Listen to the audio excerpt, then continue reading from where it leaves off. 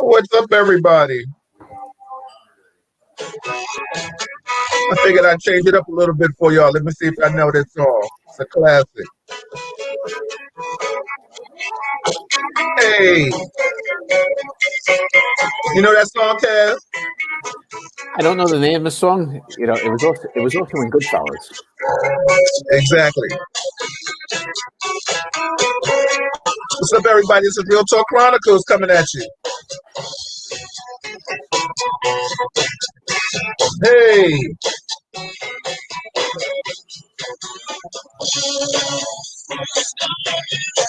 yeah, everybody. How are you? I'm your host, Bill Foster, today. Oh, and my co-host Kevin Branzetti is with me on a snowy Wednesday, right? There is some kind of Christmas coming. Uh, hopefully, we all want a white Christmas, but I don't know if we want to do a white shoveling and a white snow plowing and sloshing and slipping around in this nonsense. But you know what? Hey, we're all in the house, so we should all be watching Real Talk Chronicles. So you should like it, you should share it, and we will be coming live. We are live. We are Facebook Live. We are YouTube Live. Tell a friend. Tell a friend to like it. And so, Kev, how are you doing, man? How are you doing in this snow world we're living in right now?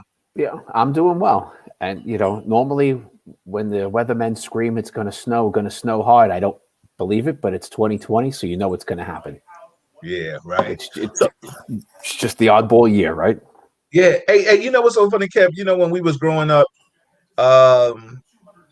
we didn't have to go to like we went to school like now there's no such thing as school anymore. And we know there's no school right now because of the pandemic, but I'm just saying there was a time when we still we get up and go to school. It was very rare the schools closed, and I'm laughing tonight because they closed my kids' schools for tomorrow. We're homeschooling. Like, I thought that was going to be one of the side benefits of what happened this year, was that there'll never be another snow day. And but it's not going to be a snow day. They're still going to be. No, not my school district. They're closed. So they're not even. Homeschooling is closed tomorrow because of snow. Wow, how crazy is that? I don't know. And maybe I'm wrong. Maybe I'm not seeing it right. No, but yeah, I had got a text that schooling was closed. You couldn't go there, but there'd still be homeschooling. So maybe, hopefully for you, that No, I got the email. They're closed. No homeschool tomorrow. Yeah. Shout out Ronald Dunkins. I see you in the building, my brother. How are you? Everybody, listen. Please stay safe. Please wear your mask. I had Kev. I'm gonna ask you some questions real quick. I had a good conversation on Facebook today in regards to the vaccine and stuff like that. Let me ask you a question. I'm having a problem in here. I'm malfunction. What's your take on the vaccine? Would you take it? Absolutely. Okay. Absolutely. All right. And why would you take it? Well, I try not to pay attention to politicians talking about it and pundits. Mm-hmm. But what I like to listen to is I've heard a couple of what I would call world-renowned doctors talk about it, and I can't find one that's giving it even an inkling of there's an issue. Look, I get the flu vaccine every year, so I'm in that realm of I'll take it and take my chances with it, than not. All right. Because I'm definitely going to do, I'm going to do a show on that. And, like I said, I had a good conversation, maybe in your leisure, you'll log on to it and see the comments and the things. I personally, I'm not going to take it as long as I don't have to. I took the flu shot and I got extremely sick. Damn near thought I was going to die. It was in my top 10 worst moments of my life. So I don't take the flu shot, and I haven't had the flu since then, and I didn't have the flu before then. But I was glad that you Yeah. know. Listen, there are people who are going to have that reaction, right? Like, Right. there's no question. It's not nothing is perfect, but Yeah. the odds the other direction. I think this is more important than the flu shot, Oh no, right? absolutely. So, Yeah, absolutely. uh, What do you think about the fact that they expedited it so fast, and they haven't done it for a lot of other well, germs? well, but this was the talk from the beginning that this would be expedited, right? Would we like to wait 5 years and do more testing? With everything, they'd like to wait 5 years and do more testing. But sometimes you got to make a judgment call and say, you know, let's do it now. What we got to realize is more money was spent on this research, probably than any other, vaccine that's out there. Mm-hmm. So there was a lot of time, a lot of money, a lot of professionals who were pulled away from everything else under the sun to do this, Right. which probably means a lot of other things didn't progress this year the way they do in normal years. Whether it's cancer research or AIDS research or something else, something had to suffer to let Yeah. all of Yeah. the scientists work on this end. And Yeah. Yeah. know, Um, from a presidential standpoint, it'll go down under his watch. That he got the vaccine. What do you think about that? You think about I mean, I don't think the president made a difference, and I don't think anyone would have made a okay, difference, right? Like okay. If you name a human being, if they were president, I don't think it changes where we are today with the vaccine. I don't think it, right? I don't, I can't think of a president that sat under a microscope looking at diseases, Yeah, and I mean, I who get wouldn't that allocate aspect. money? Like who's not going to allocate money for this? Like who's going to, what crazy person would say, no, we're not giving any money to this, right? Like it, it's just, it's going to happen this way. Um, you know, it could have easily happened 3 months later, and it would have been then considered under Biden's watch, or 6 months later. What if the election was in June, right? Right. Was it under Trump's? Like I said, none of that matters to me. Okay, and I mean that's good because it doesn't matter to you, but there are some people out there that will definitely try to put it under him, and Yeah, that's I mean, fine. yeah, exactly. But I still go. Who cares? Yeah, exactly. The bottom line, as long as we can save some lives, right? That's it. Absolutely. That's all it's about, right? Let's fix things. I'll still argue. I don't know a politician that didn't make a mistake in this. Right. Let me ask you a question. What do you think about the fact that he still hasn't conceded yet? Well, it doesn't surprise me. I've said this all along. I expected either side not to concede, right? This long, though? You think this long? Well, how long did it take when Bush won in 2000, right? What was that, 2000? What was the year Bush won? Right? The hanging chads, right? Yeah. And how many redons and how many investigations were? It was December. I know that much. I think it was 35 days, but somebody could check and figure out what that is. Yeah. And take only a moment. So it's not unprecedented in our lifetime. And I can't tell you what happened 100, 200 years ago in elections. No, absolutely. But, neither can I. I mean, let me ask you this.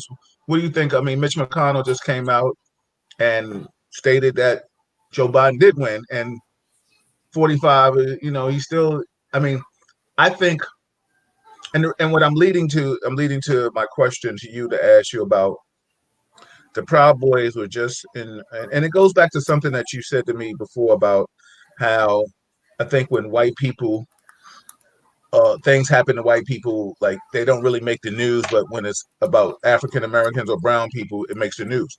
So the Proud Boys were just had a little march in DC over the weekend, fighting cops, fighting other people out there. and it really doesn't get that much exposure. Well, all right. You know what? I haven't even looked at it myself. Mm-hmm. Was there, looting, things being burned, or was it just pushing, shoving?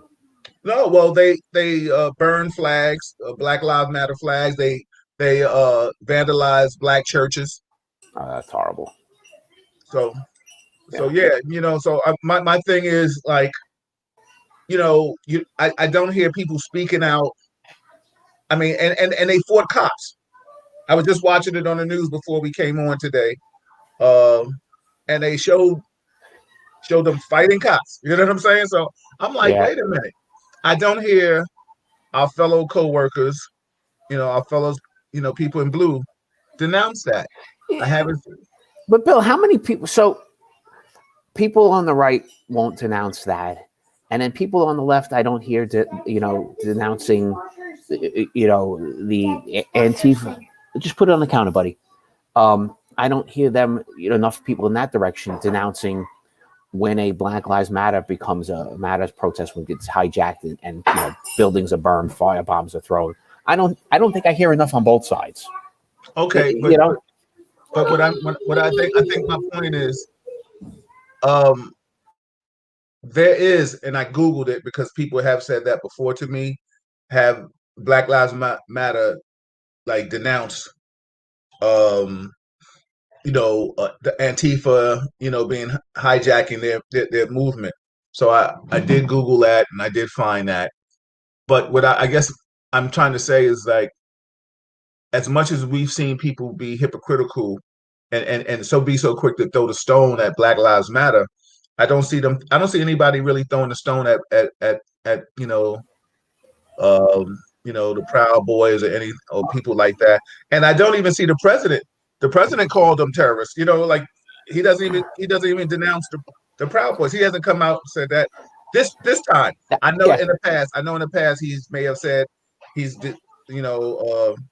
disconnected from them, but you know he could talk about Mitch McConnell in his tweets.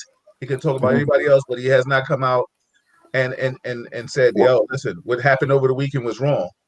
yeah. Well, look, I'm never going to try to give you an answer why the president thinks or does something, because No, no, my no, no, mind no. can't Yeah, my because I mind know. can't work Yeah, in that direction.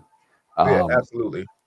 but what I can say is, um, you know, I think one of the differences, I mean, from my perspective, let me hold on one second. I got to pass this call to my kids. Okay, Peter, everybody, as Kevin does that. Oh, you back with us? Okay, good. Yeah, everybody. So, basically my whole conversation and my thought process. Shout out to everybody watching Real Talk Chronicles. I'm your host, Bill Forster, with my co-host Kevin Branzetti. I see you, Darren Joseph, in the building, my brother. I see you, Mark. Like I said, I saw Ronald Duncan in the building. Yeah, like you said, Dwayne Davis, 4 people were stabbed. And my take on this is that, you know, as I see my other former law enforcement take officers that in your bedroom. so busy fighting and talking about Black Lives Matter and it's a terrorist group and they don't do this and they don't do that. I don't see anybody coming out talking about the Proud Boys. I don't Well, see anybody. Oh, you back? Okay, yeah. cool. Yeah, So one, I myself am no fan of the Proud Boys. Um, exactly. I we could talk offline about some other stuff with that, but I enjoy watching them get arrested, and most of them should be in Right. jail. I think one of the differences, Bill, is this was a 1 day rally Mm-hmm. that got out of control. So if this was going on 5, 6, 10, 15, 25 straight days, I think you'd start seeing more and more people screaming about it. But this was a 1 day thing. Some of Okay. those protests, like out in Portland, it's days and days and weeks of violence. Right. So Right. there is a difference, between the two, and that You will know. also add into the amount of people you're going to hear complain about it. Right? This happened 1 day. Look, I didn't even look at it. Well, That's how much it phased my life. Right? I know what they are. I got no respect for them. Right. No Right. need for them. Don't want them in my town. Right. Right. Right. If my Right. kids were a member of them, I'd punch one of them my kid in the face. Right? Like wouldn't work very well. Yeah. Yeah. Well, you're a stand-up person, and that's why we can converse about things like that. But I think what I was just segueing to and leading is that a lot of times our fellow people they'll denounce it. Yeah, I mean, and it could go back to what you said about before, how a lot of us, you don't see if any white person gets shot, but we see about people of color getting shot. Why is that? But it's made little news of any. I mean, it has made news because we wouldn't have known about it if it didn't. But it hasn't made headway like it should. The fact that like I'm saying, they're out there fighting cops, like our audience is saying, 4 people were stabbed. And let me just read some of the comments while we're here. I have, you know, Darren Joseph said Kevin loves to give the political answer. He said, if the Proud Boys were black, they would have been referred to as thugs, terrorists, and animals. He said, Mark says, Kevin, you aren't factually correct. Antifa wasn't recognized by the FBI. BLM hasn't killed anyone like the other white groups have. Why did all of this start? Because of George Floyd.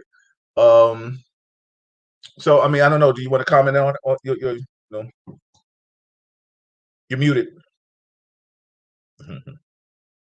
I'm sorry. Was he? Because you kind of like lost a little bit. Was he? Is he saying? Because I can't see the question at the moment. Oh, okay. Is he saying BLM supporters? Well, I'll read it. I'll read it again. Killed anybody? I'll read it again for you. He said, Mark said, well, first, Darren Joseph said Kevin loves to give the political answer.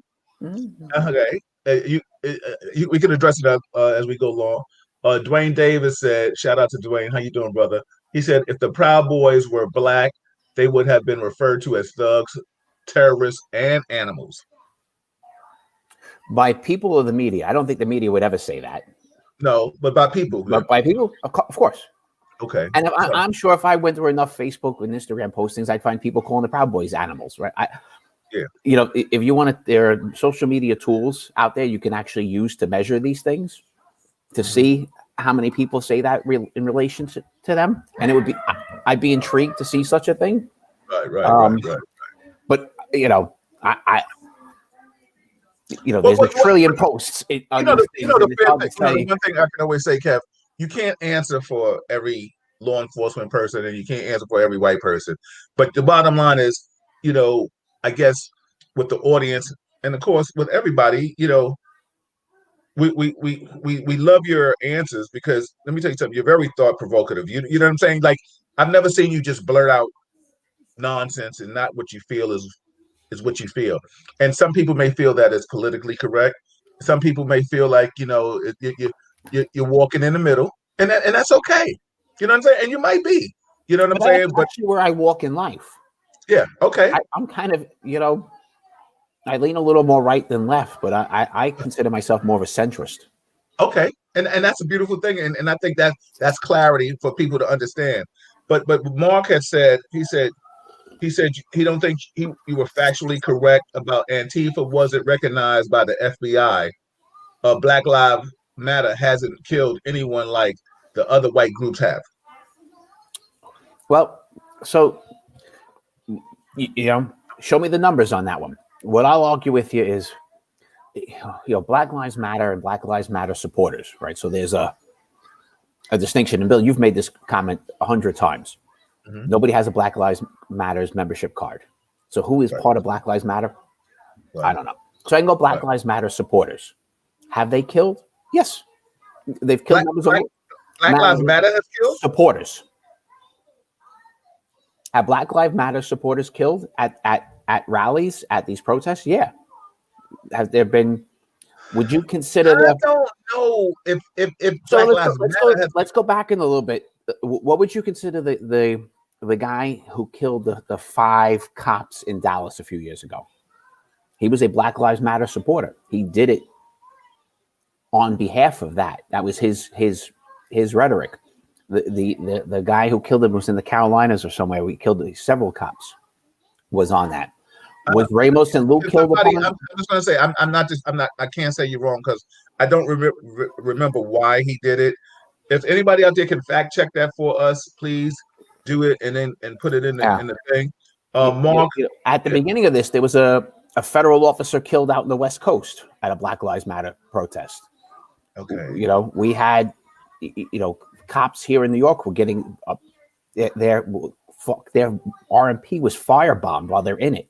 No, I agree, but let me ask you that's a supporter. That was a white girl from upstate New York. Wait a minute, but was he a Black Lives Matter supporter, or was she an Antifa? No, Black Lives Matter supporter. But Antifa sort of falls in that because they're out there supporting Black Lives Matter. Like it's a gray. She wasn't Antifa. She was Black Lives Matter. Okay, okay, and I'll say that. So now the So wait a minute. If Antifa does something at a Black Lives Matter rally, do you consider them Black Lives Matter supporters? It depends upon what they're saying. That individual. So you have to look at, like if that individual is posting on their Instagram account pro Black Lives Matter stuff, then yes. Same thing if a white guy shot up a church or a black person or things, but they're posting online, you have to kind of go into their mindset. And that's how we charge things. It's their mindset. It's rare if somebody's going to go out and say, there are some who go out and start shooting and use racial terms while they're shooting, and it's crystal clear, why they're doing it, and others aren't, and you have to kind of you dig into their history. And again, Bill, this is for those who don't know me, this is what I've been doing for better part of a decade, or over a decade. The investigations into violent extremists I've been doing for a long time. So there's a lot of these guys and rare girls.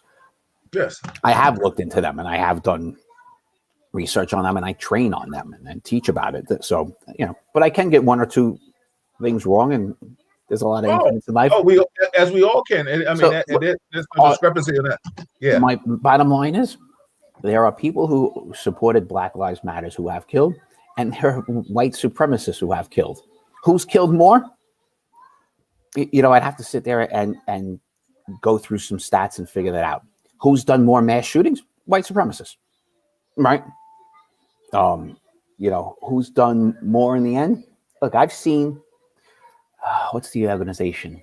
The ADL did a report like 2 years ago on the rise of white supremacist shootings and murders, compared to other violent groups. So I read through the report, but then I read through the data that they used, and it was misleading because they were using, and anybody could pull the report and I'll show it to you. They had people on that report who were, like, one murder was an Aryan Nation guy who killed somebody in jail.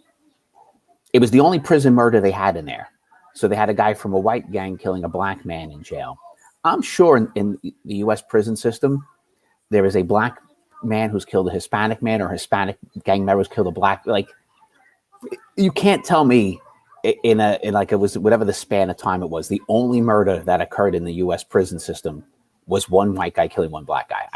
I have a hard time buying it, but maybe it's factual. But that's one of the stats they used, and I thought that was misleading. Yes. Then they threw in stats on guys who, like, there was a couple of them who killed their wives. They were racist guys who killed their wives. Well, that's not a white supremacist murder. It's a white supremacist who committed a murder of his wife, but it's not based on belief. She was a white woman too, right? He didn't wake up one day and realize he was, married to a black woman. Said, right. I get what you're saying. There are things and there are entities out there that put out stats and reports, and unless you got the time to sit there and go through them, and I said, I'll on a little bit of a break here, I'll find that ADL report and just let people look at it. But so it's almost like equivalent. Like if God forbid you and I shot somebody right now, the title will say ex-cop or retired cop, right? Yeah. All right. So you're saying they would clump it up and make it a law enforcement issue? Yep. Even though you and I aren't cops today, right? Like, or I am. You're not, but right. So let me read what the guys. Everybody, this is Real Talk Chronicles. I'm your host, Bill Forster, with my co-host Kevin Branzetti, and we're just chopping it up today, just about certain issues that are happening with the president, with Proud Boys, which we segued into Black Lives Matter. We have more to talk about. If you like what you're hearing, share it, let somebody know about it. If you're on YouTube, subscribe to it, push the thumbs up. We appreciate you both. My man Dwayne Davis said, the media does does use different headlines to describe the same crimes when committed by different racial groups. Look at all of the mass shooters that are referred to as troubled teens or men with mental. Sorry, let me just expand on it. Troubled teens or men with mental issues opposed to thugs or deranged gunmen who they people of color, who they are people of color. I mean, what do you think about that statement? Yes, I think it's right. But I also think about what media outlet you look at, right? If it's a right-wing shooter, right-wing media outlets are going to downplay it a little bit. If it's a wing shooter, left-wing media is going to downplay it. Yes, it's kind of horrible. Right. You're tied up. Mark Rose said Mitchell Xavier Johnson wasn't a supporter of Black Lives Matter, Kevin. Do you know who that is? Yeah. And then he also put something in there with the Washington Post. Matter of fact, maybe I'll try to bring it up, Mark, on my laptop, on my tablet while we talk about it. Darren Joseph said thugs and animals are often referred as such by law enforcement when it refers to Black people. What do you think about that, Kev? Yeah, I'm sure it's out there more than it should be, right? I'm like, these are things I can't argue. Right. Yeah. Yeah, absolutely, man. You know,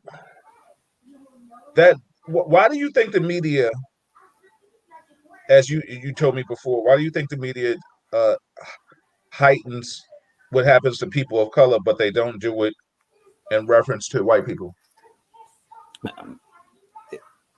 Based on what they think is going to get a rise out of us and get more people to look. Okay.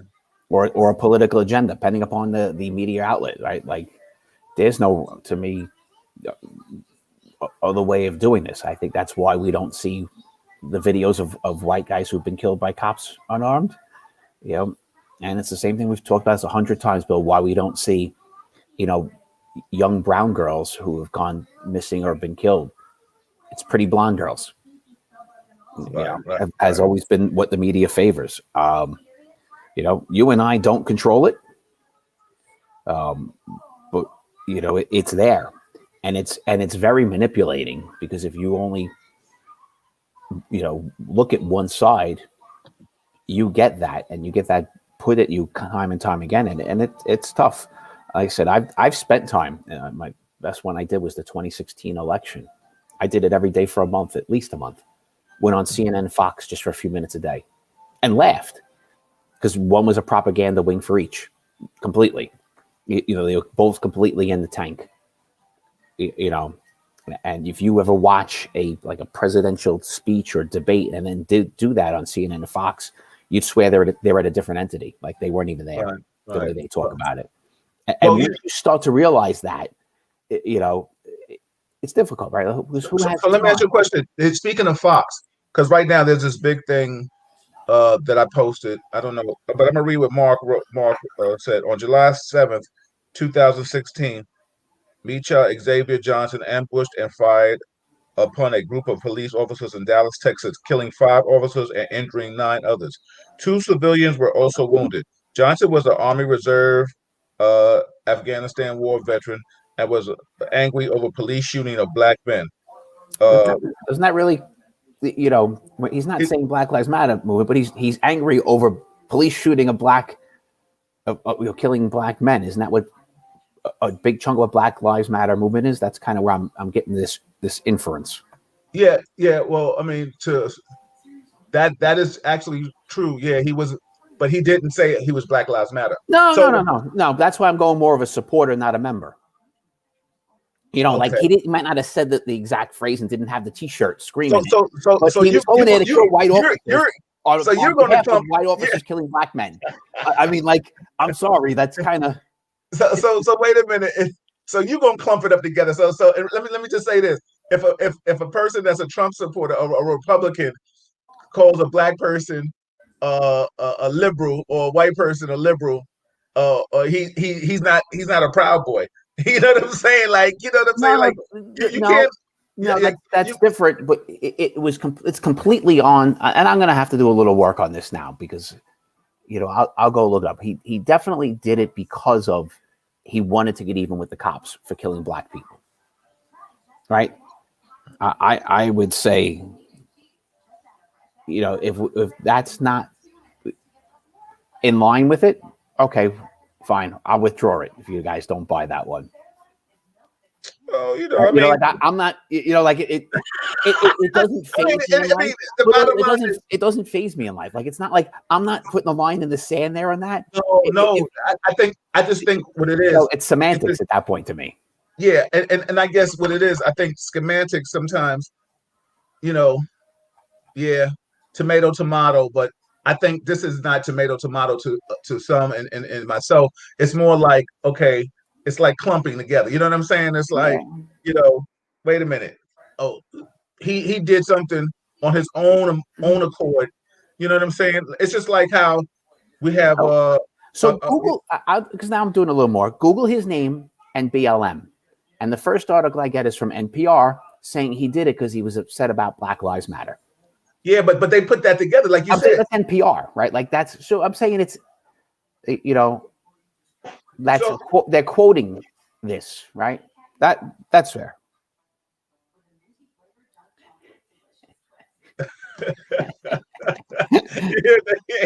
yeah, like they said, they might have to call Kevin Skip. Yeah.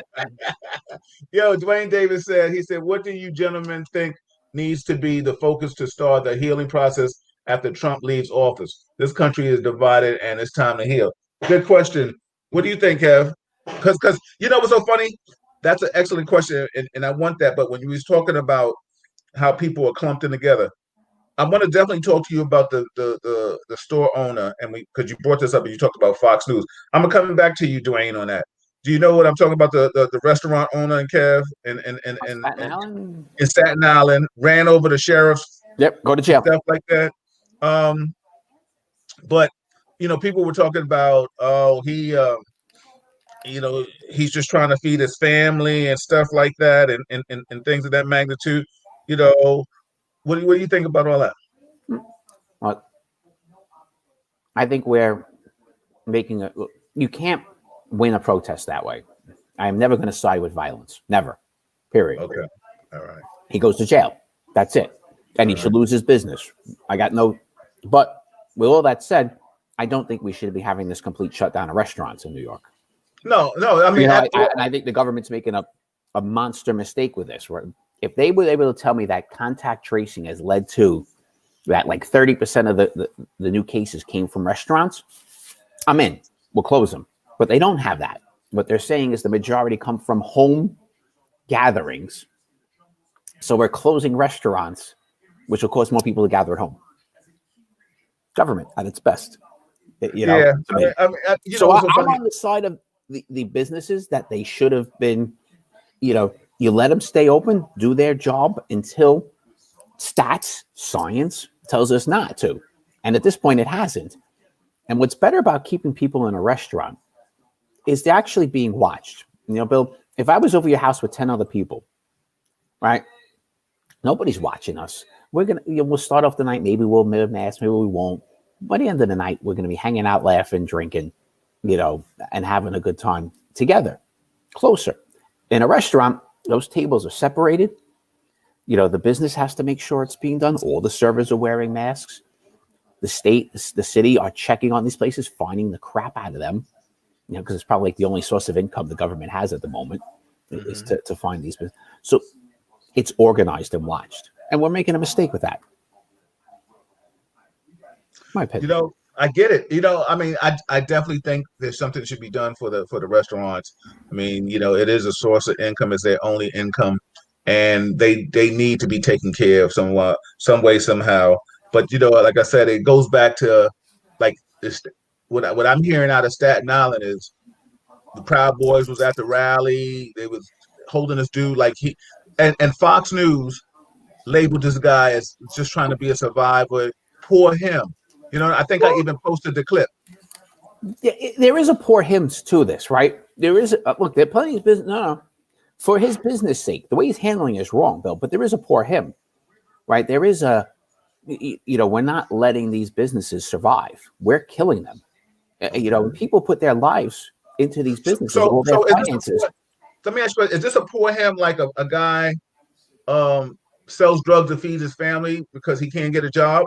It poor him?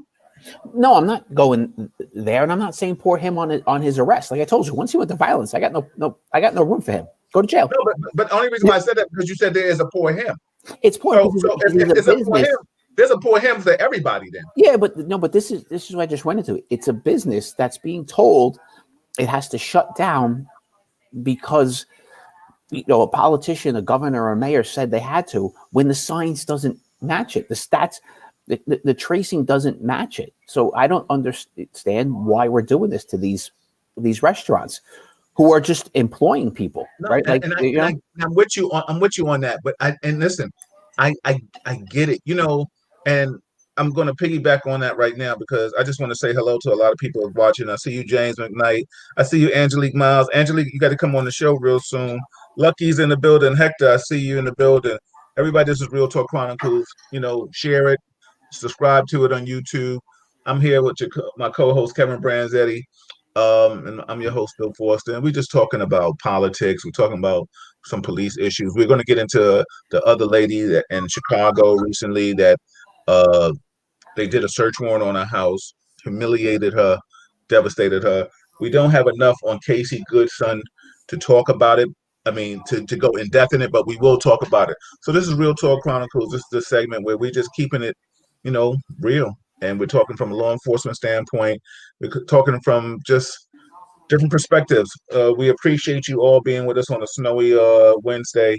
I hope you all snuggled in. I ain't gonna say bunkered in.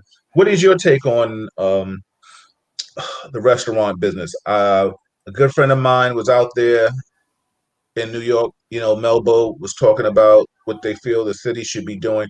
Like I said, I agree. I think it's an oxymoron. It's like it's ass backwards. You talk about people eat outside, but they put them in a tent. That's we create a complete enclosure outside, and that's fine. yeah, like just what is the the air is gonna seep up under the tent and take it out. So I don't play that. What's up, Tommy? What's up, Nelson Rodriguez? How are you? So I say all that to say, so I get it. But you know what's so funny? Um, otherwise, what would you be a suggestion then on how to kind of stifle the pandemic because they're thinking people are out partying and they're gonna socialize and that's how it spread. It's like a cold.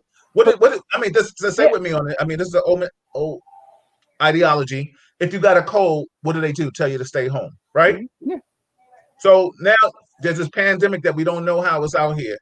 But should I tell you to go out here and just do it and do whatever I'm just playing devil's advocate with this because I don't have the answer.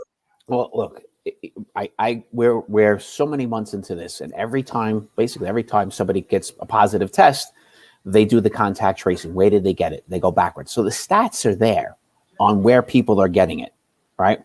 They exist. So that's what you got to base it off of. And if we were learning that we were getting a lot from schools, you shut schools. If we were learning you were getting a lot from, office buildings, we shut office buildings. But what we're learning is we're getting a lot from gatherings at home. That's the big number, not restaurants. So if restaurants are not getting, are well under the threshold, why would we close them? If there's a restaurant, I agree with you on that. I'm not disputing that. Yes, like yes. if there's a restaurant specifically that's having a lot of people, and all these things are there. The stats are there. You close that restaurant, right? Or you pay a little more attention to it because they're probably not following the rules and they're probably having, 100 people gathering there shoulder to shoulder, drinking all night, right? Kind of place. Yeah. But this punish is what one, don't punish the many. I get it, but I think with shout out to Nelson Rodriguez, 2-8 in the house, real hard. It's always good to see you. I'm glad you're doing good. What's up, Sam? Sam is in the building. How are you, sister? It's always good to see you, Sam. I get that, but I think what we're talking about right now is that one individual took the law in his own hands, defied what the government was saying. Whatever you feel about the mayor, I get it, or the governor. The bottom line is, on the low, still was doing having people at it. And then when the cops went to arrest him, all of a sudden he wanted to be a escape route. You know what I'm saying? He wanted to go on the lam, and then he ends up hitting them. Like I say, and what I'm saying is, it's such a hypocritical job that people that we've worked with, that a lot of them, you're not seeing them come out here talking about, oh, so now you hear, oh, well, he wasn't a cop, he was a sheriff. Well, damn, what do you want to be? Now, if you say that, you're an idiot. Like, I got no, like, you're just an idiot. Like, that's but just, you know what I'm we're saying? always Like, looking for that. You know, that's well, you know, he was a thug to begin with, you know, that's why you got shot. Like, no, no, don't give me that. That individual is a waste of your time to talk to, right? Once somebody posts something like that, you just get rid of them. Exactly. I got no patience for that. Yeah, and you know what's funny? But treating him as he's a victim, and you know, having people, you know, saying that, you know, feeling sorry for him and they shouldn't prosecute him or whatever. You know, there was the same thing going on with the protesters, right? People who were committing burglaries and tearing apart stores. The prosecutors aren't charging them because, well, they feel their answer is, we feel bad. Some of them were right to be angry, and others were just trying to feed their families, and so we. But how many prosecutors across our country, you know, including the ones in New York City, all declined prosecution on those cases?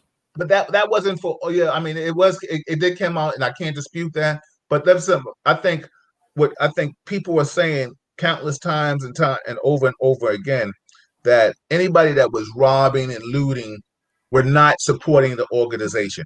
You know, it's just like how when it comes to law enforcement, when one officer does something, I just posted something the other day where an officer in another city was texting a 14-year-old girl, and her uncle found out about it. I think I sent it to you, right? Yeah. He was part of but he was part of an organization that goes out and likes to out people for things like this.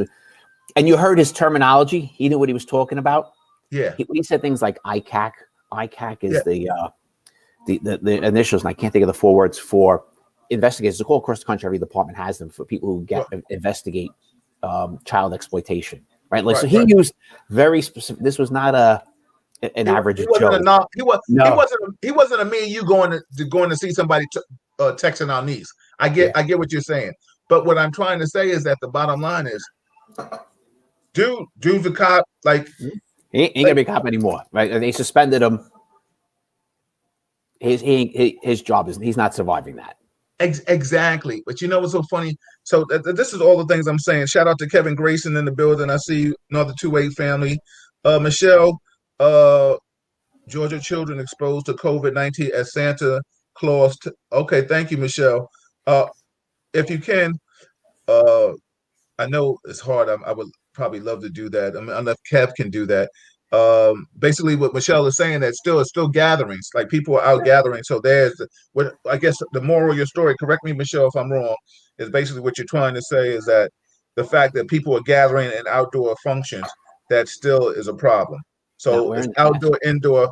I mean, yeah. How did they do that, Santa? Like, so I took my kids over the weekend for their pictures with Santa, and it was kind of strange. Did you sit on Santa's lap? Nobody can. There's a bench 6 feet in front of him. You sit on the bench. He's wearing a mask. My kids are all wearing a mask, and they're on a bench 6 feet in front of him. And he's like with his arms open behind them, like, you know, pretending an air hug from behind. And that's how this year's Christmas picture was with Santa. All right. You know, for 100 years, everybody will know what year this was, right? Like, yeah. You know, but if businesses are doing it smartly, you have to let them. Exactly. Yeah. So let me ask you a question, Kevin. If you got a chance to sit down with the mayor, whoever's in charge, just anybody that could make some moves, the governor, whomever, you know, Republican or Democrat, what would be something that you would think you would say, well, listen, we need to do and we should do? What would be your suggestion? So there's a whole lot of things. Actually, I have it all written out here in a Word document next to me. How cute is that? I add these things to the list. So there's a lot of things, right? There's long term, and we've talked about this. Mm-hmm. Yes, buddy. Excuse me. That's all right. Everybody, this is Real Talk Chronicles. I'm your host, Bill Forster. I'm here with my co-host, Kevin Branzetti. Listen, we're talking about it. If you have any topics that you want us to talk about, please, you know, inbox me, text me. You guys know how to reach me, or if you're friends with Kevin, please do that.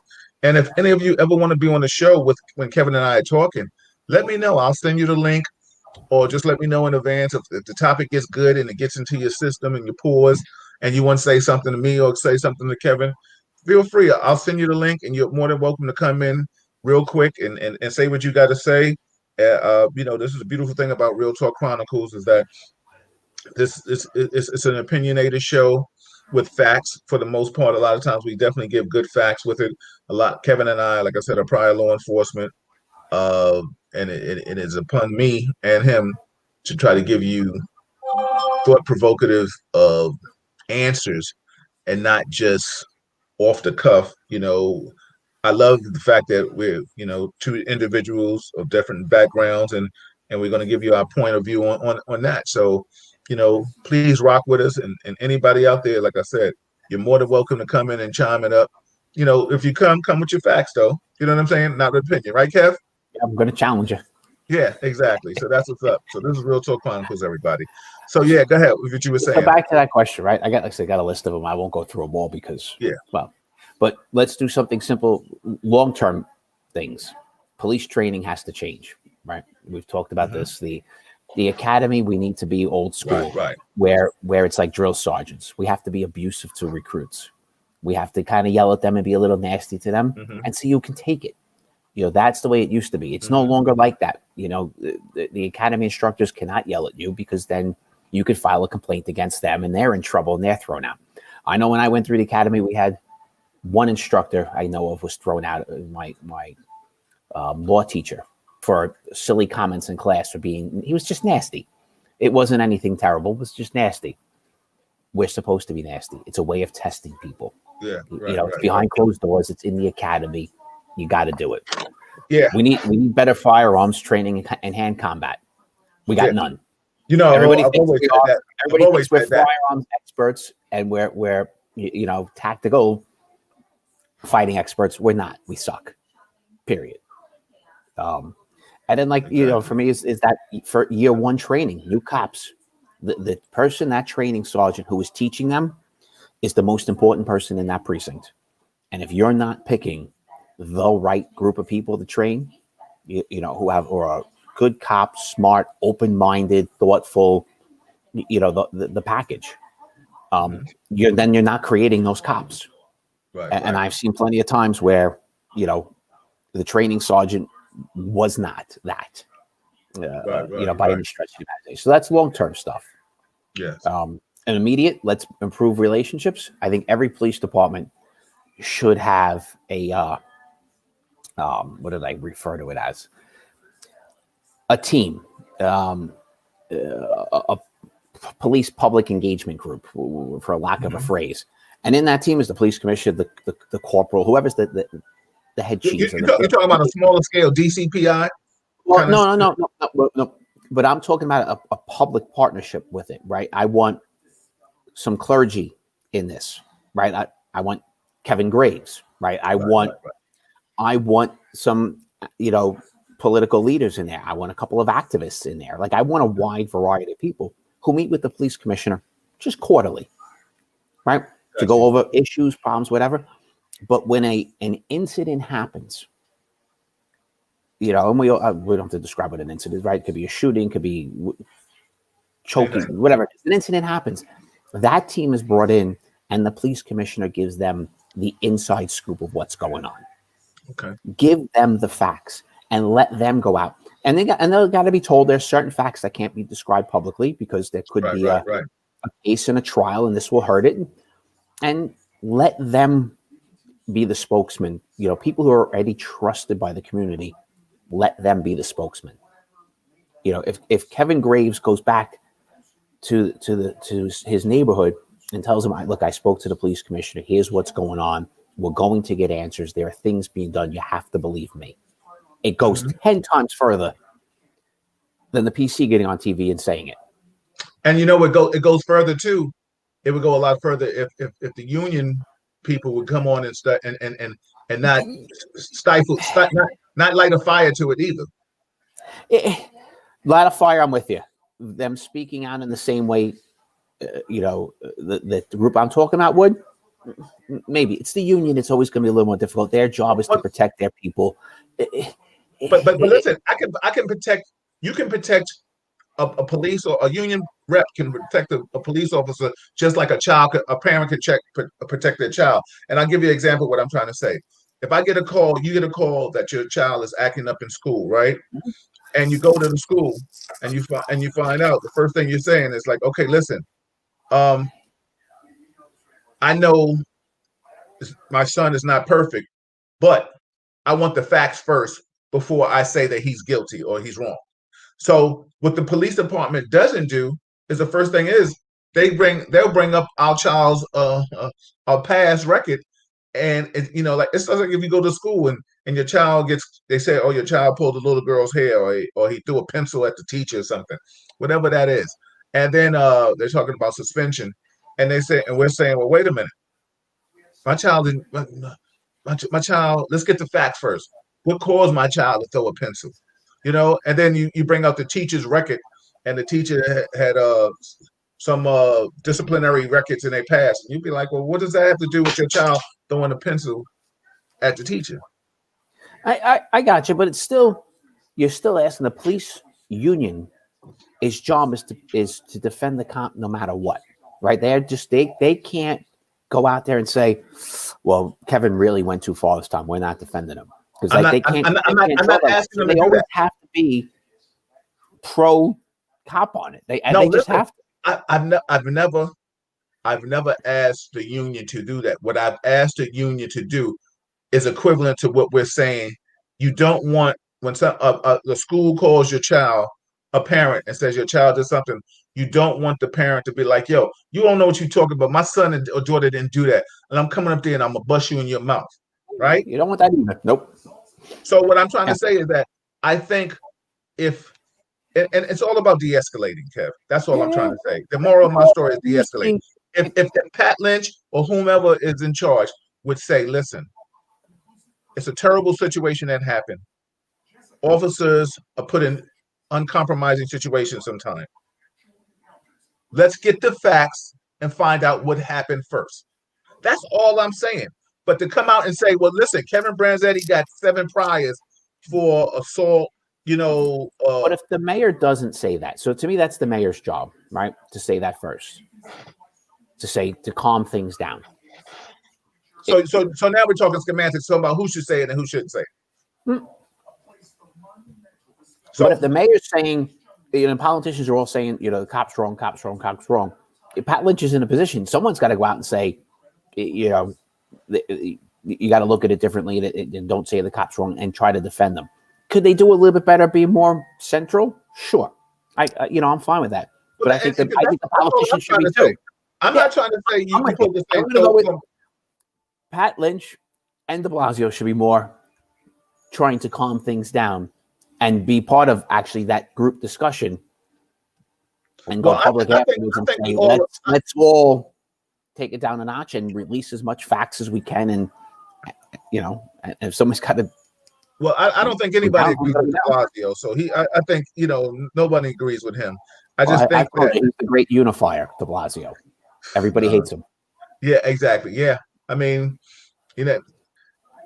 very much so. I just think that, and I'm just talking from a point standpoint. I always tell people I think Pat Lynch is necessary evil. Do I want him? If God forbid, if I got into a shooting, do I want him to fight for me? Absolutely. But I think my merits will stand for myself, and I think a lot of times people don't get caught up in that. Everybody, this is Real Talk Chronicles. I'm your host, Bill Forster, with my co-host, Kevin Branzetti. And I see people in there. I see you, Priscilla. I see you, Doris. What's going on, Lou? Shout out. Let me just read some of the comments that you guys are saying. Dwayne said the fact that you guys are co-hosting your show, Bill, is a great start.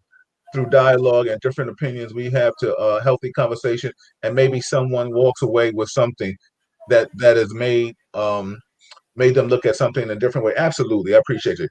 Mark said, Kevin, there's a retired captain in Houston brandished his weapon yes, this just happened. Weapon to an air conditioner working because he thought he was hiding votes from Trump.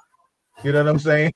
Obviously, a congresswoman from Detroit gets death and racial threats from Trump supporters. Is this a mindset of all? Obviously not. We can't lump all people in because of a cult mindset. My point is, people are tired of police killing black people. Where are the draggers? Want the status to the status to stay quo. Excellent point. I mean, what do you think? I'll let you comment on that. So, well, I don't understand who the knuckle draggers that want the status to stay quo are. Like, I don't know who she's referring to that point. No, that's The police captain, yeah. the police captain, to me sounds like he's got a severe mental issue, but he's going to get locked. He's got to get locked up, right? You can't point your gun to somebody. Goodbye. Yeah. Getting death threats, I will tell you, I worked in places in NYPD. Death threats come into politicians all the time, both sides. It is a constant. It's like nonstop. They get investigated, they get locked up. There is. I'm telling you, name a politician in New York City government, there is death threats on them, and then there's a group of people who are constantly coming at them, nonstop. Right. They just won't leave them alone. They'll do threat after threat. It exists everywhere. A shout out to Lisa Davis in the building. It's always great to see you. Shout out to everybody in the building. Appreciate you guys watching Real Talk Chronicles. I'm your host, Bill Forster. Like it, share it, subscribe it. That's my co-host, Kevin Branzetti. We had just came off the topic about Mr.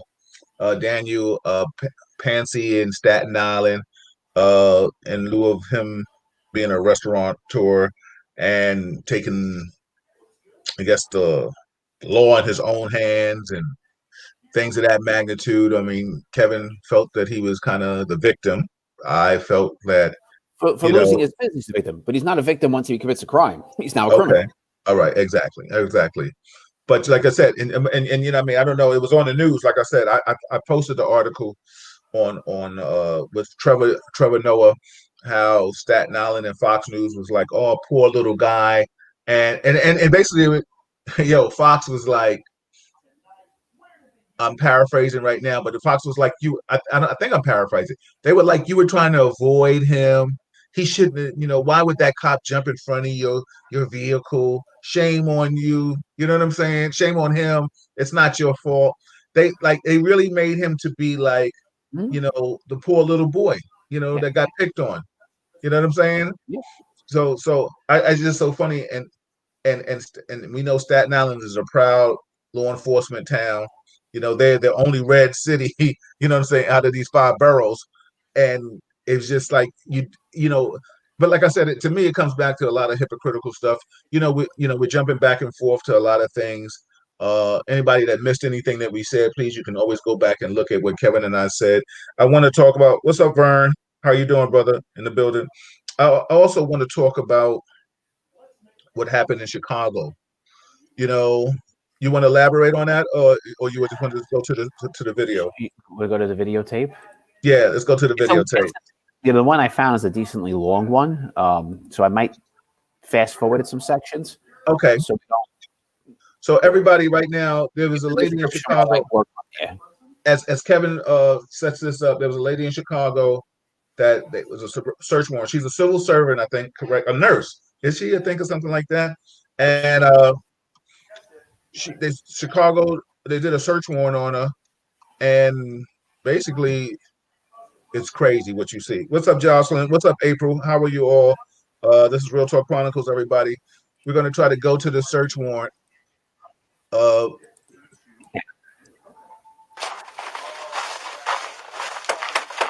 Police search warrant. Yeah, the video's Chicago Police search warrant.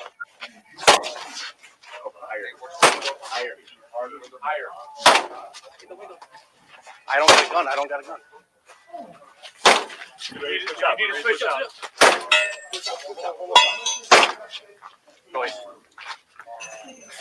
Now, Bill, just, not to make light of this, but how much abuse did he get back at the station house later for not being able to take the door? Police, back him, go.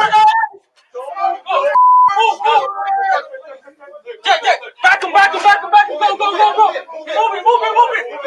Hey, hands up. Police search warrant. Oh, wait, go. I got the left. Move clear. Right here, Cruz. Find it, right. see? I mean, what is going on here? Clear. You got the wrong house. I live alone. No one lives here with me. You're supposed to be relaxing. I'm gonna lift this bed, right? Just make sure too low, right? Good.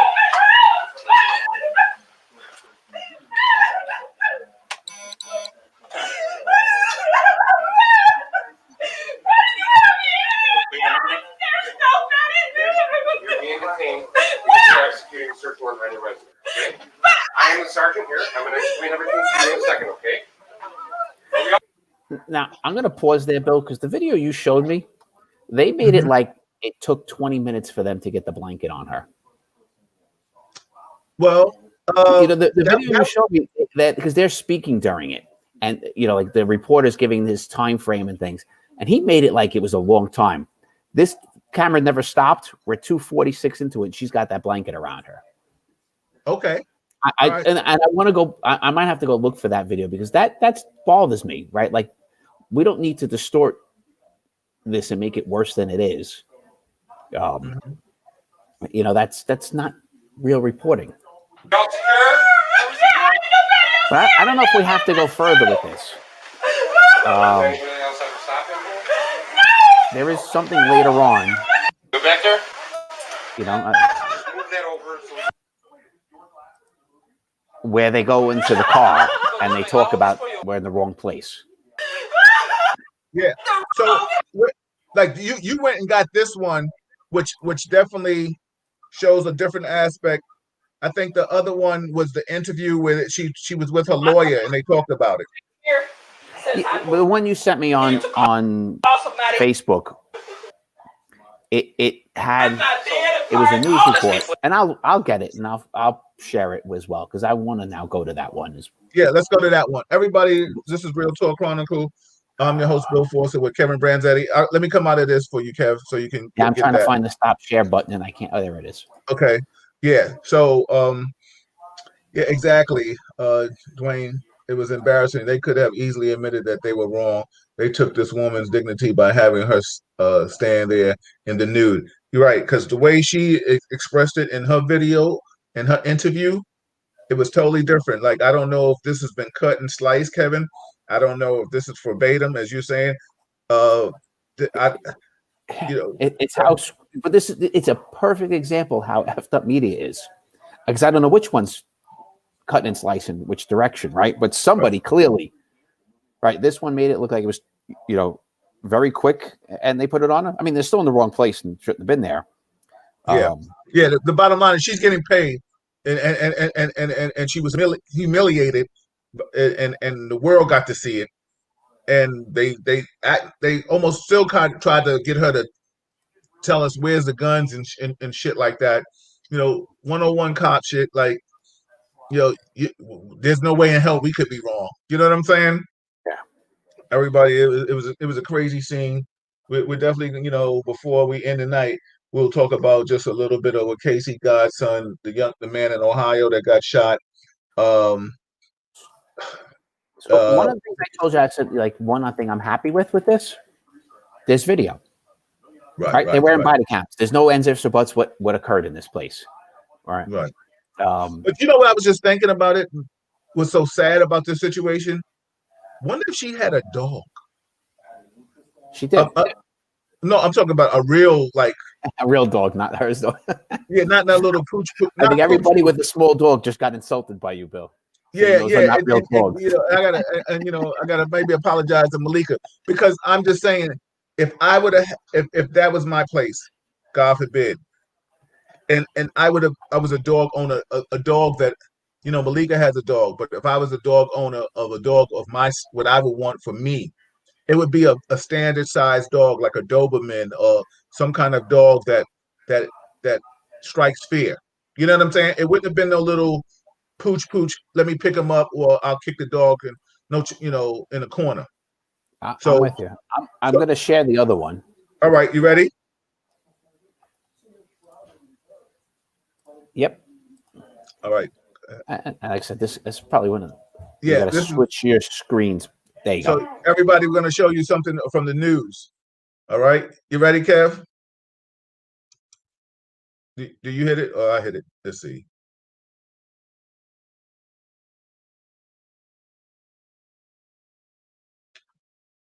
I'm going to have to skip away at one point. Maybe while it's running. I should have kissed him goodnight.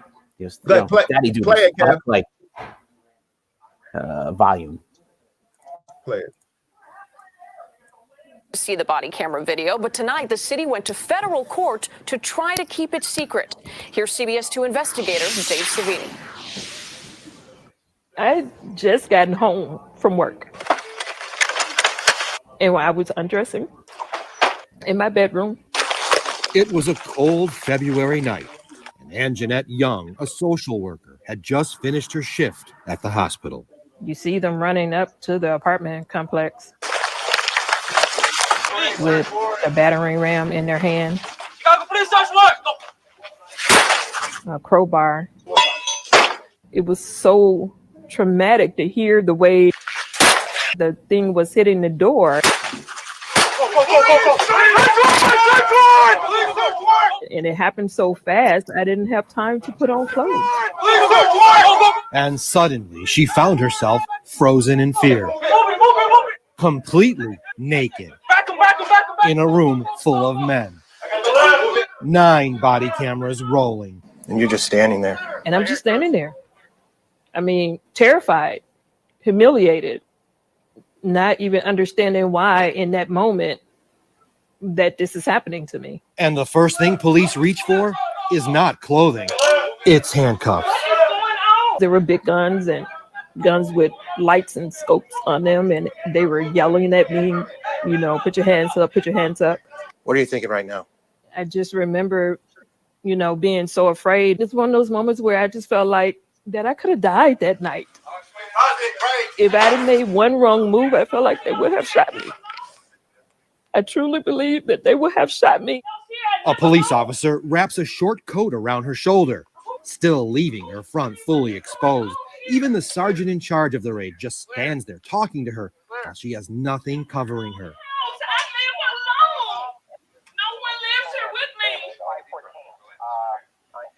You're telling me to relax something you got something? My name is Anjanette. What is going on? Then she gets a blanket. They just threw something over me.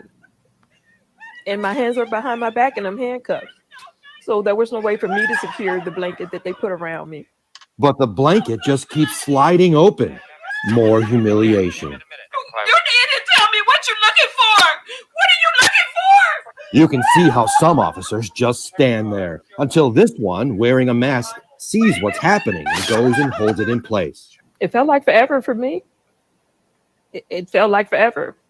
Oh my God, this cannot be right. How is this legal? Listen how she repeatedly tells the raid team they were in the wrong place. You had the wrong place. You got the wrong house. You got the wrong house. We counted. She says it at least 43 times. You got the wrong house. And she was right. They were in the wrong house. Our investigation uncovered police failed to do the most basic research before getting the search warrant approved. We found they simply took the word of an informant who gave them Anjanette Young's address. The informant claimed a 23-year-old man who was a known felon had a gun and ammo inside. I don't know who that person is.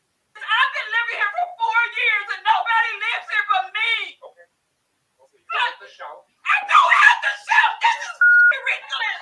You got me in here because I'm naked. You kicked my house in. And I keep telling you, you got the wrong place. Then, during the raid, something happens. Watch as 2 of the officers go to their squad car and begin reviewing their notes about the warrant. CPD would not comment on what you're about to hear the officers saying a few minutes later. It wasn't initially approved or some crap. What does that mean? I have no idea, because they told him it was approved, and then I guess that person messed up on their end. Messed up is an understatement. So, where was the target?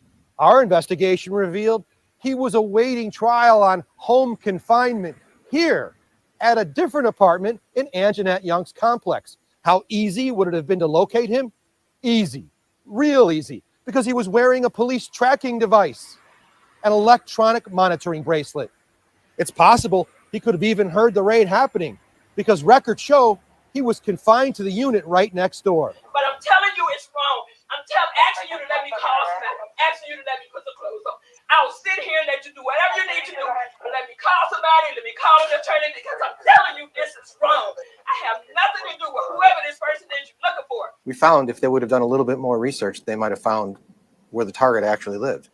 Yes. I think Screw Up was being too kind, because ultimately this is a constitutional rights issue. Keenan Salter is Anjanette Young's attorney and is suing the police department. If this had been a young woman in Lincoln Park by herself in her home, naked, a young white woman, let's just be frank, if the reaction would have been the same. I don't think it would have been.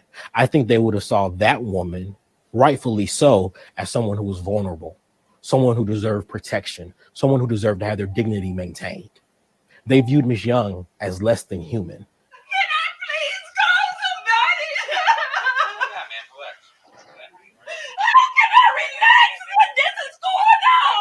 They did eventually walk her to a room to remove the handcuffs so she could get dressed, but then put them right back on and kept questioning her. There are no firearms in this place. There's no gun in this place. I'm a social worker. I've been a social worker for 20 years. I follow the law. I don't get in trouble for anything. I don't do illegal stuff. I'm not that person. You got the wrong information. At this point, the sergeant in charge of the raid tells the officer who got the warrant to step outside. Let's go talk outside. But you won't hear it because once outside, the body camera is shut off. Back inside Anjanette's home, another officer finally uncuffs her. She had been bound for 20 minutes. Listen as the sergeant returns with a new message. We believe your story. And you can see him trying to fix the door they busted so she could close it and lock it. But it was too damaged to repair, so watch as they try to find something to wedge it shut. They settle on an ironing board. Surreal? Surreal. It's almost like a bad movie. When I watch this, I feel like I'm watching a movie. But those are no actors. I'm no actor. This is my real life. And it happened to me. They're adding trauma to people's lives that will be with them for the rest of their lives. The work is warranted. They need to do the work, but they need to do it right. They can't just callously do it and leave people's lives in ruins because they got it wrong. The sergeant in charge apologized to her before he left. CPD has refused to comment on this case. It's been 2 years since the raid, and COPA, the Civilian Office of Police Accountability, says they're still in the process of trying to interview all of the officers involved. Did not say if anyone has been disciplined. I think we had enough. Yeah. Everybody, Kev, when you see that video from that aspect, totally different than the one you showed me. Both have the same information, but totally different. What's your take on it? So one thing, and it'll take one of us or two of us to kind of go back at some point and look at it, but look at the time spots on the top right corner. They're synced, and you'll see the time fluctuates. A few minutes this way and then a few minutes that way and then back in time and forward in time. So whoever spliced that together didn't keep it chronological.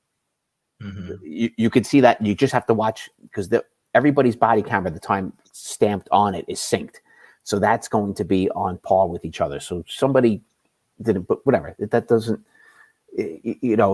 that's to me is a media issue, right? Seeing those two media outlets, and they're two arbitrary media outlets. I didn't pick anybody I knew. I don't know any of those two media outlets, and they showed the video differently, right? And that's part of our problem. Does that really bother you, though?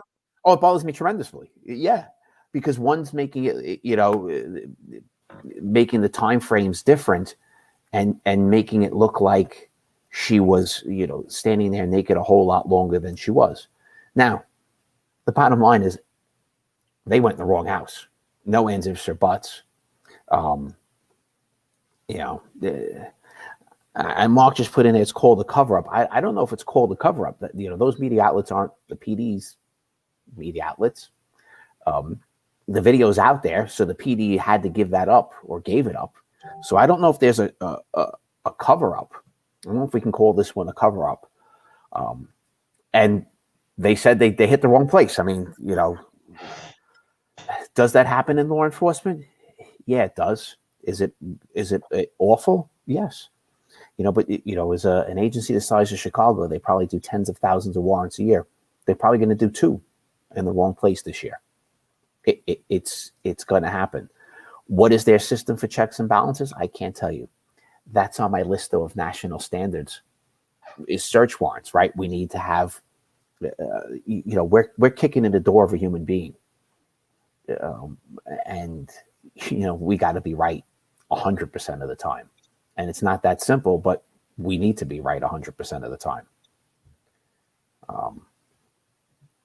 Yeah, I mean, like Darren Joseph said, 2 years without charges seems like a cover up. What charge? David says Miss Young was reasonable despite what she went through. She said she understands that they had to do the type of work, but they're in the wrong house. What 2 years? What 2 years without charges? Darren. When was that done? She hit CPD. Yeah, this is not a criminal. Chicago, definitely double D. She's gonna get paid. Yeah, she's gonna get paid. Is Darren saying these cops should be arrested? I don't know. Ask him. I'm asking him. He's here. Oh, okay. I don't know what that means. 2 years without charges. I don't think the cops should be arrested. Is there a chance of is she gonna get paid? Clearly. Should one of these cops be fired? Maybe. I like to see what went on. Yeah, everybody, this is Real Talk Chronicles. I'm your host, Bill Forster, with my co-host, Kevin Branzetti. And we're just talking about the young lady in Chicago that had her door, it was a wrongful search warrant executed. What's so funny, though? Is this a la Breonna Taylor? Well, that's where I was getting at. One of the first things I said. I'm happy with it. There's cameras. Right. There's we have to spend some time and go through videos and put them in order if you really feel like it. Like I personally, I'm not going to, right? I know they hit the wrong house. I know they effed up. Should they have, put a blanket on her faster? Did they need to cuff her immediately? She's standing there naked. Let me just tell everybody. We don't, Bill. You've gone to search warrant training. Let's just tell them during a search warrant, whether a person is naked or clothed, they're going to cuff them automatically. Yes, it makes it worse that the fact that they hit the wrong house. Mm-hmm. It makes it fact that this lady could have had a heart attack.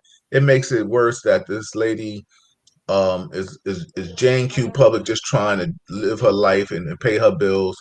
It makes it worse that she's around a whole bunch of men and they get to look at her body and she feels violated. Everything is just worse on all accords. And she would be traumatized for the rest of her life on the simple fact that she had her apartment banged in. And let me tell you something. To be just like Kevin and I have been on countless search warrants, the element of surprise with people, guns. If she would have made an assertive movement, she would have got shot, most likely. I don't know about shot. She might have got hit. Well, I've seen on plenty of warrants where a person made a move and didn't put their hands down, cuff first ESU guy. But it depends. It depends on the long gun. It all depends right now, Kev. Maybe with us in our day when we did him, she would have got clunked. But today, you don't know. You don't know who hits what and who doesn't. The bottom line is, thank God when those officers came in there, they saw she was naked. But I said if she would have ran to reach for some clothes and they would have thought she was reaching for a weapon, a different kind of officer, another officer that didn't have some ice water in his veins could have shot. We don't know. That's speculation. I'm not saying. I'm just saying. Thank God she didn't. That was the moral of my story. You know what I'm saying? I thank God that she didn't get shot. Gotcha. But the bottom line is the humiliation.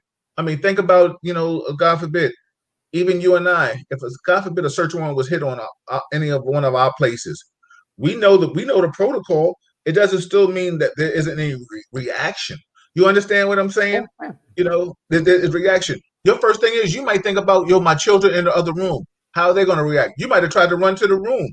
Me, I might have thought about, covering up my wife and myself, putting my clothes on. So what I'm trying to say is reaction is reaction. Yeah. And go ahead. And we don't teach that. What I was getting to is, you said part of it, right? It's standard operating procedure. Everybody gets cuffed, right? As we go through the apartment, we do a search. Everybody gets cuffed. That's how we're taught. There is no, I don't remember any exception to that. Do you remember any? There's no exception. And we're not teaching and looking at incidents like this and others where, the way that we've had incidents in New York City where the person's had a heart attack, on there, right? If the person's having a heart attack and you're trying to put cuffs on them as they're dying, it's not really the best move in life. But we teach all of our cops, everybody's cuffed, no ands, ifs, or buts. Should we be teaching other scenarios? Should we be reviewing things like this and teaching it to our cops so that they can make a second decision, right? Like they can think quickly and go, shit, she's naked. Let me get something quickly and help her out. Now, I agreed with them with she's naked. We still got to do the search of the place first for other people. They're going in there looking for a man with a gun. They got to make the place safe. And then she gets covered. Like there's no, it's unfortunate, but that's just the way it goes. She's going to get cuffed, and then somebody's going to cover her. I never had, our teams, right? You had the Ram, you had the guy with the gun over him, the cuff teams, and at least I never had a member of the team who was in charge of humanity, of taking care of, making sure we have something to help this person if they're elderly and cover them up and deal with nobody. We never even discussed it. Right. And maybe that's a mistake. Shout out everybody in the group. I see you, Valerie. I see you, Eric. Michelle, like you said. Now, what if she had a gun between the time they announced themselves and proceeded with the battering ram? This isn't enough time to fully understand what was said by the police. Majority of the time, you respond or impulse when defense mode kicks in. Yeah, very true. I don't know if you want to chime in on that. Darren said, whoever gave the false info should lose their job. What do you think about that? That's on the table, right? Like I'd like to look into what they did, how they did it. Right? Can I just quickly say lose their job? No. Can I say there's a probability of losing it? Yeah, it's there. I need to see that. Takes the internal affairs research of what the guy did, what his boss did, what are the rules of Chicago PD? Did he follow them to a T? Did he not? Right? All those things matter, and that stuff we don't have. We have clear video. They went in the wrong place. And as the news reporter showed them up, it was very easy to find where the guy actually lived. Yeah, my man, Double D Dwayne said that's a good point, Bill, because they were looking for a gun, they cuffed for safety. Exactly. Shout out Sharon Saunders in the building. Darren said teach cops that black people are human. Also, Darren said they did it wrong. Back on the fence for Kevin. Yo, let me ask you something, Kevin. From seeing that video though, and what has been forced countless time, and we can say forced, we can say just spoon fed to us, just giving it to us over and over again. Do you see how black people can honestly be tired of cop shit? You know what I'm saying? Like, Look, yes. And she's a great human being, right? Like, listen to her speak at the end of that. She's like, I get it, but they were wrong. They hit my place. They were wrong, and kudos to her for who she is as a person. But you know what was the saddest thing that I felt like was I shouldn't say saddest, but most insulting thing. They knew they were wrong, and then the cop or the sergeant or whomever asked her, he said, so we believe we would, like, there's no guns in here. Like you still fishing, like, you know what I'm saying? Like, yeah. I mean, they were at that point. I don't know where that actually happened again, right, in the time frame of things, because that news report was changing reality. Fast forward, rewind, fast forward, rewind. So I don't know when the sergeant said that. We'd have to go back and look at the time stamp on there and see if that was in the first 2 minutes while he was in there or the last hour, or, the last 5 minutes while he was in there, which would make a big difference. Right. Shout out to my boy Peter Lawson, my martial arts brother in the building. Good to see you. Vanetta's in the building. She says, hello, everyone. Bill, hello, Kev. Yes, everybody, this is Real Talk Chronicles. I'm your host, Bill Forster, with my co-host, Kevin Branzetti. And we were just going over, we were talking about a plethora of things today, having good, nice dialogue tonight. And we appreciate you all on a snowy Wednesday. Please, hope you and your families are safe from the COVID. I hope you're safe from just what's going on in the world today. We talked about COVID earlier. We covered that. Please like it, share it, subscribe to it on YouTube. Let people know, you support Real Talk Chronicles. Let me know it, please. I appreciate you. I saw the shares. Thank you, Sharon Klesko. Her daughter is doing some things, up and coming artist, designer. So everybody, appreciate you. If any of you ever want to be on the show, you're more than welcome to come and have this kind of conversation with Kevin and myself. Just inbox me. I'll let you know. Kevin and I, every Wednesday, we're here. So if you have some dialogue or have topics that you want Kevin and I to address, please bring them to us. More than likely, Monday coming up, just giving you a public service announcement. Monday coming up, I have the iconic artist, Melba Moore, in the building. She will be with Allison and myself. That's Real Talk with Allison Williams this Monday. It's always the third Monday of every month. I think Malika next week will be taking her little vacation. I'll let you know if Real Talk Chronicles may take a week off just for the end of the year. I'll let you know in advance. But right now, we're still slated to be here with you unless one of us has to do something. Otherwise than that, everybody, this is just Real Talk Chronicles. It's all good to see you. Vanetta said it wasn't at the beginning when he said that. It was the latter of the video, and they searching and found nothing. Yeah, it's a sad thing. We can go back into her, and we could talk about Casey Goodson. Do you have that video, Kev, of his mother? The one I sent you? Is there a video of the incident? There's just a video of his mother talking about it. Yeah, it's just a video of his mother talking. Do you mind sharing it for real quick, just to give people some? I'd have to go find a video of it. I don't know which one where'd you send it to me on?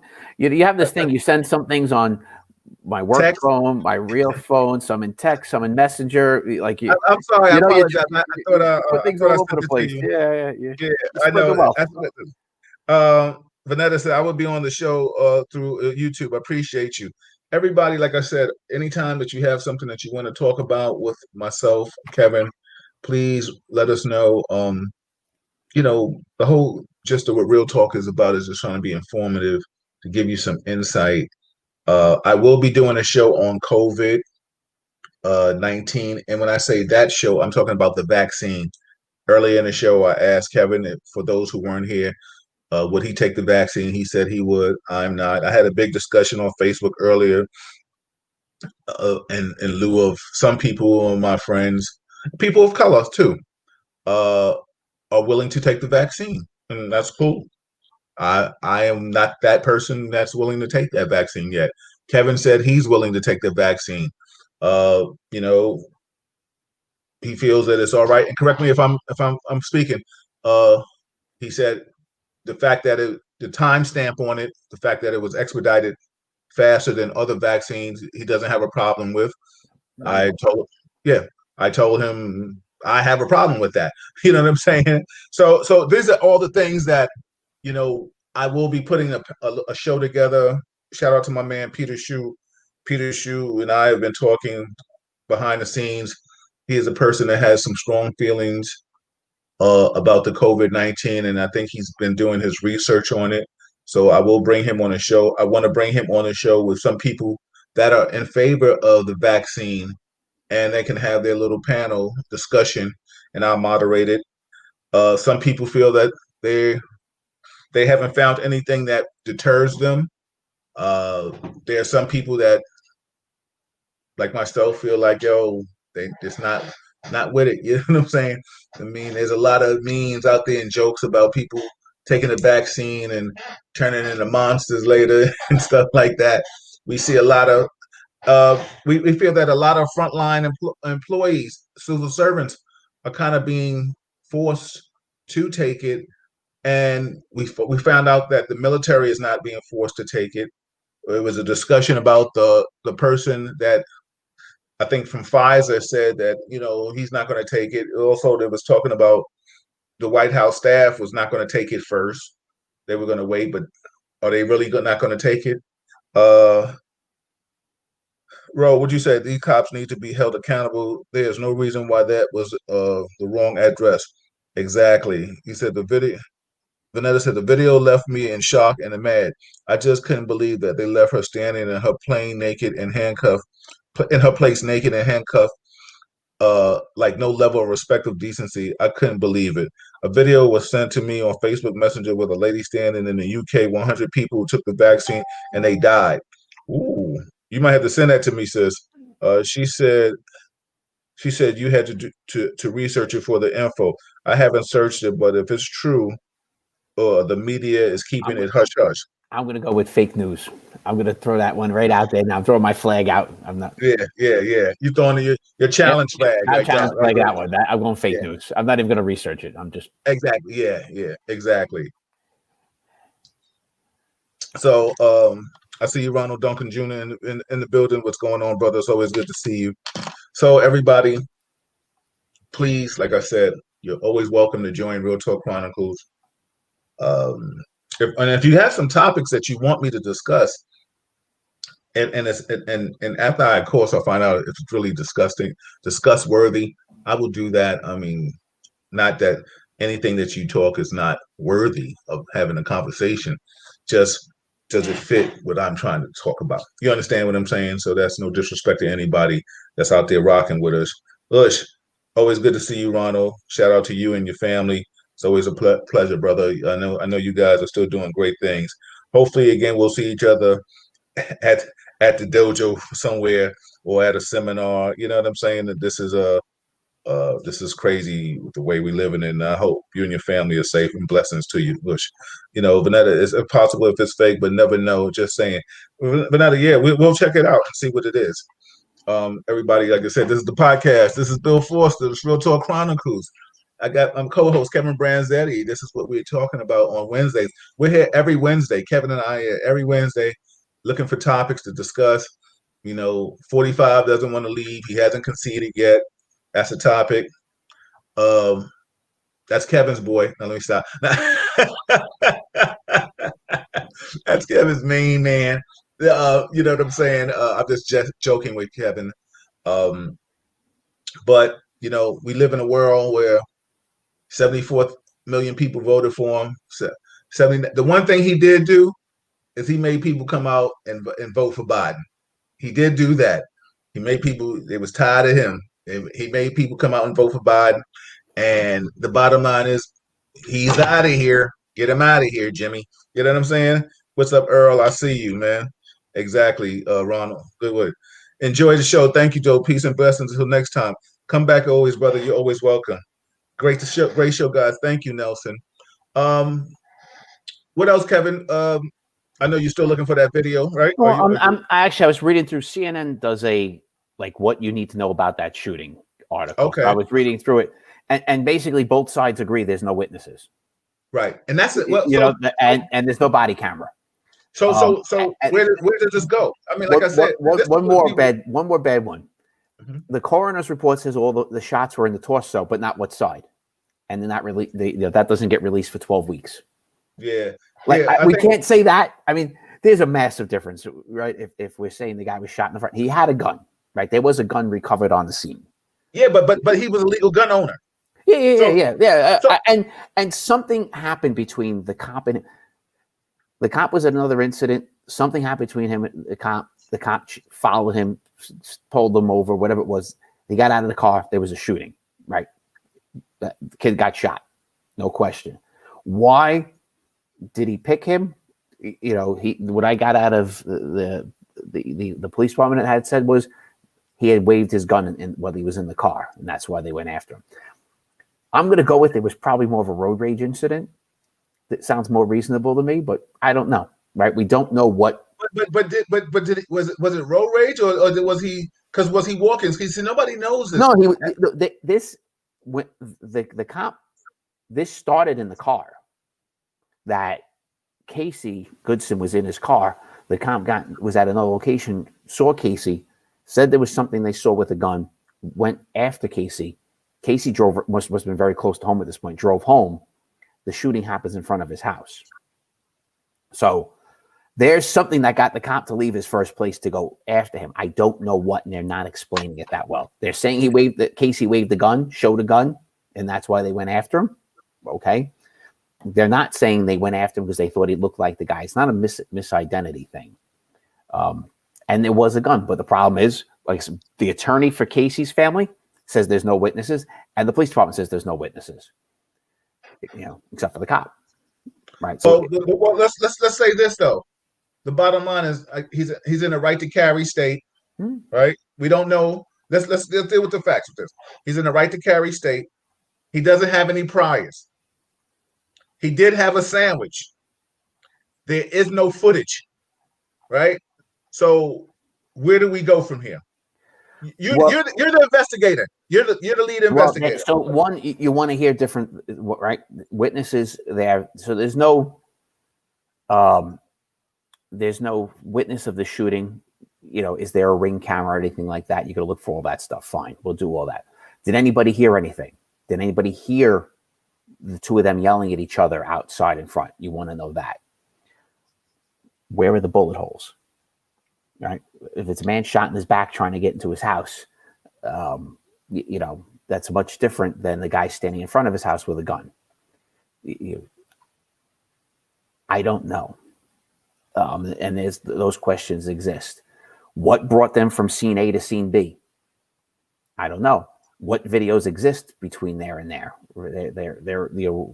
I don't know this town, but suburbs are packed with Ring videos. Packed. So let's give the people some insight real quick. Shout out to Frida Kennedy in the building. What's up, sister? It's always a pleasure to see you.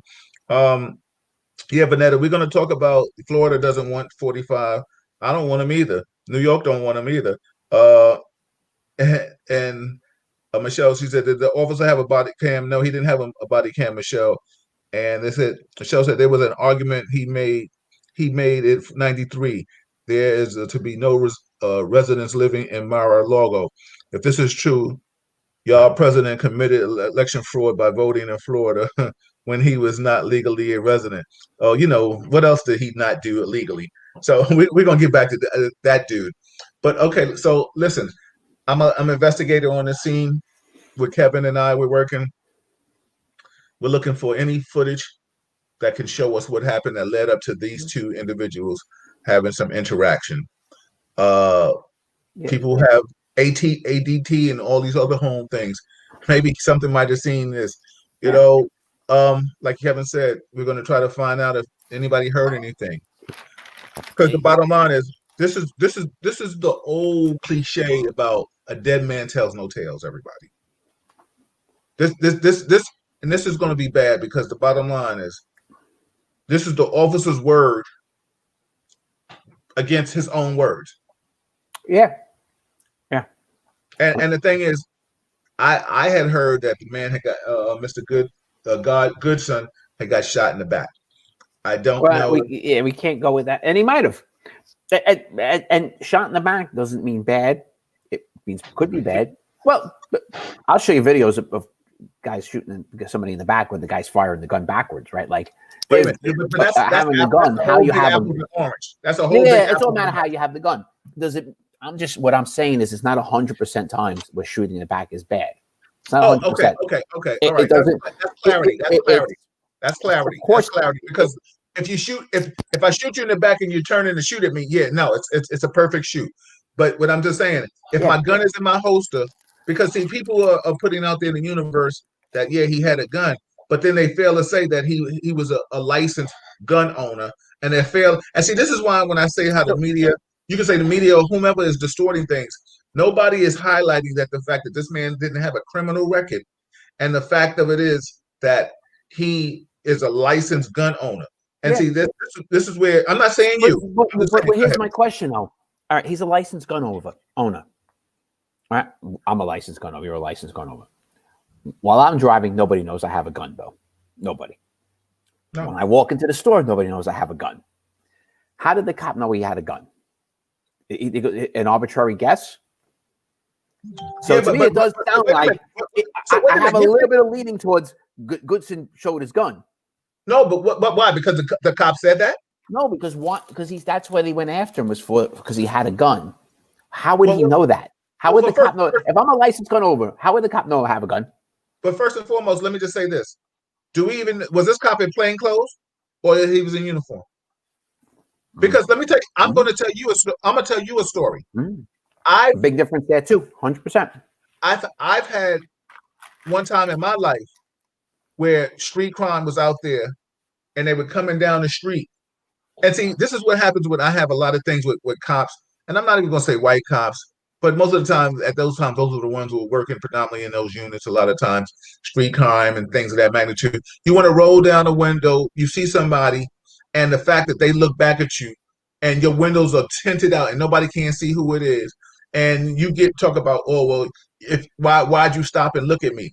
Like, who the hell in the world does not stop and look at a suspicious car with tinted windows where you can't see the driver? And it escalated, Kevin. Let me tell you something. It escalated to where it was a standoff where I was surrounded by officers, and I'm talking about I was on the job. I don't remember if I was a 2-8 or narcotics. I know it might have been narcotics. No, it was a 2-8. The reason why I was a 2-8 because unless I wasn't already just went to narcotics because I came back on some old snoo cases with us. And the reason why I said that because I ran into the cop in the DA's office and I threatened to punch him in his mouth because it was some BS. Because what he did was he told his field team, "Yo, this dude was giving me a hard time." So he sent the big goons, like he sent the Kevins and the Bills, and to harass me. And then they pulled me over and they surrounded me. And I identified myself. And they was like, "Yo," and I said, "Yo, why are y'all even here?" So I said, "Yo, tell Money he messed up." So they said, "What happened between you two?" That's when I knew he had called him because he pulled me over. You know what I'm saying? He pulled me over. Yeah. So what I'm trying to say is, so I know I've been pulled over that way too. But yeah, I'll go get finished. I'm sorry. So the moral of my story is that people stay. You driving down the street. Cops to this day still have tinted windows. Highway, state troopers still have tinted windows. And you see a car speeding or you see a car creeping down the street. Now, let me tell you something. Everybody in this world, unless you're just oblivious to stuff, think they are 101 tactics. When you see a car come down the street, and then if it slows down and you looking, then the first thing you think is like, yo, what he's looking. So, hypothetically, he doesn't know who's in his car. Could he have pulled his shirt back and showed his gun? Motherfucking right. Hypothetically, it could have 100%. Look, and you made a good point. Yeah, were they in uniform? Yes, you're right. And my guess is doing that job. The marshals going to pay off somebody. They're not in uniform, right? That's my guess. They're in plain clothes. Exactly. And yeah, could he have thought they were just two dudes standing there staring at him? And he showed his gun. Yeah, you know. And now we have a set of bad circumstances. Now we have now everybody's trying to see who got the biggest balls. You know what I'm saying? Yeah. So shout out to everybody watching. This is Real Talk Chronicles. I'm your host, Bill Forster, with my co-host Kevin Branzetti. If you like it on YouTube, like it, share it, give us a thumbs up. This podcast and Kids are Real.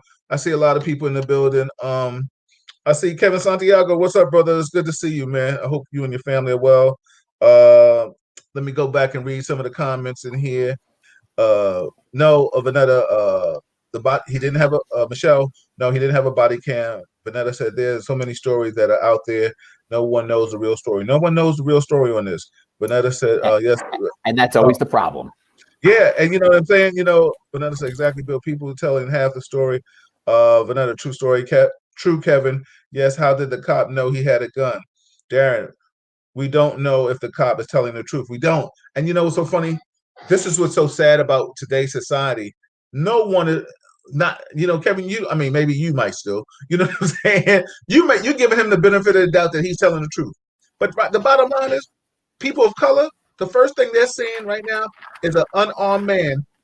I mean, no, well, not unarmed, A licensed a armed licensed man. man. But the bottom line is, what people of color are looking at it this way: damn, we can't win. And I'm telling you, I'm giving you a mindset. I'm not saying I got you, Bill. I'm Yeah. not arguing this with you. No, Look, I'm not saying you are, but I'm just telling you with the frustration from people that will say, well, like, yo, here we go again. Dude is not doing anything. He gets shot. He's going home. He got a sandwich. You know what I'm saying? He's going to his grandmother's house where he's residing at. So, like, he can't win. I haven't heard anything about the neighborhood being bad or good or indifferent. I haven't heard any of those informations. But the bottom line is people are just so tired of seeing people of color get killed, and we're tired of excuses. Now, like you said, he's a marshal or sheriff or whatever he was. He wasn't allowed to do body cam. But what he's doing, a one-on-one patrol by himself? No, there was a bunch of them they were looking for a person at a building. They were at a location and they couldn't find them, and then something happened out front that led to this. Yeah. But I go back to the thing earlier. I given is the suggestion of what we could do differently, and this is where a police public engagement group. If this police department had 10 people from that city, town, neighborhood, whatever it is, as a part of this group, and the police commissioner gave them the inside piece of data, like, again, was he in uniform? How did this start? Where was he shot? Was his gun out? Where was the gun recovered? If that engagement group of members of the community got the data, well, we'd have less to talk about, but I'd rather have less to talk about. Yeah, it would make this incident good, bad, or indifferent, whatever it's going to be. It's going to be. Let's just get out on it in the beginning, because I've seen things in news reports. He goes killed holding a sandwich is the headline, and then you have to read through it and go, well, he had a gun as well, right? Like, I've never seen like that. I'll show you. I've never seen nothing like that. I'm not saying that you haven't. It's not happening. I'm just saying. I have to go find it now, right? Like, how much I. Very seldom have I seen somebody holding a sandwich and get shot too, and then they come out later and headlines as he's holding a sandwich, he got a gun too. So listen, can it happen? I get it. I mean, can things happen on this job? Yes. But what I think it is, Kevin, what we need to find sandwich. You'll see newspaper articles that are titled that. Yeah. It exists. All right, well, go get them. Let me see them. What we need to find right now is the articles, like you said, about the white man holding a sandwich and got shot. Yeah. And the cop was saying, we need to find those articles, because those are not appearing. And like you said, white people are getting shot more than people of color, but we're not hearing anything about them. And why is it? Because the world doesn't care about white people getting shot? They only care about people of color? Or is it the fact that they're so wrong that there's nothing to talk about? You understand what I'm saying? Because the bottom line is, what we keep hearing about is discrepancies in shootings. We're not hearing about, like I posted about the guy in New York at the church, suicide by cop. Anybody that wants to know that was the typical suicide by an officer, suicide by cop. He wanted to die, and he got his wish. It was an excellent shooting by the police officers. I do know one of them.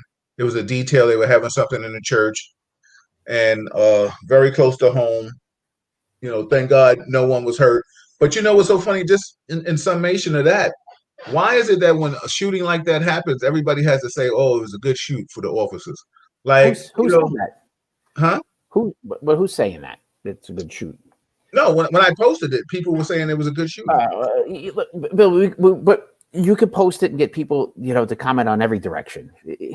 No, but I'm saying when I'm saying it was a good shooting, I'm not saying a good shooting in a negative terminology. I'm saying civilians were saying that it was a good shooting in lieu of, like, the officers did a good job, not in any derogatory aspect of it. I think a fair amount of us, and I'm in that category, we'll give the cop the benefit of the doubt. I want the facts in the end, but I'm going to give him the benefit of the doubt until I see otherwise. It is kind of, I think, what a lot of people do in this. Then there's the other direction. There are people who won't give him the benefit of the doubt until they see it, right? But I'm in the category of, I'm going to give the cop the benefit of the doubt that it happened that way, the right way, until I see otherwise. But I am very open-minded and want to see the facts of what happened. And when I learn it didn't happen that way, I will call him out and say, he's either wrong, should be fired, or he's a murderer. I don't enjoy saying it. It's a very painful phrase for me, but I will say it. Yeah, I see, Michelle. Wow. Now, this is Kevin. Let me ask you your opinion on this.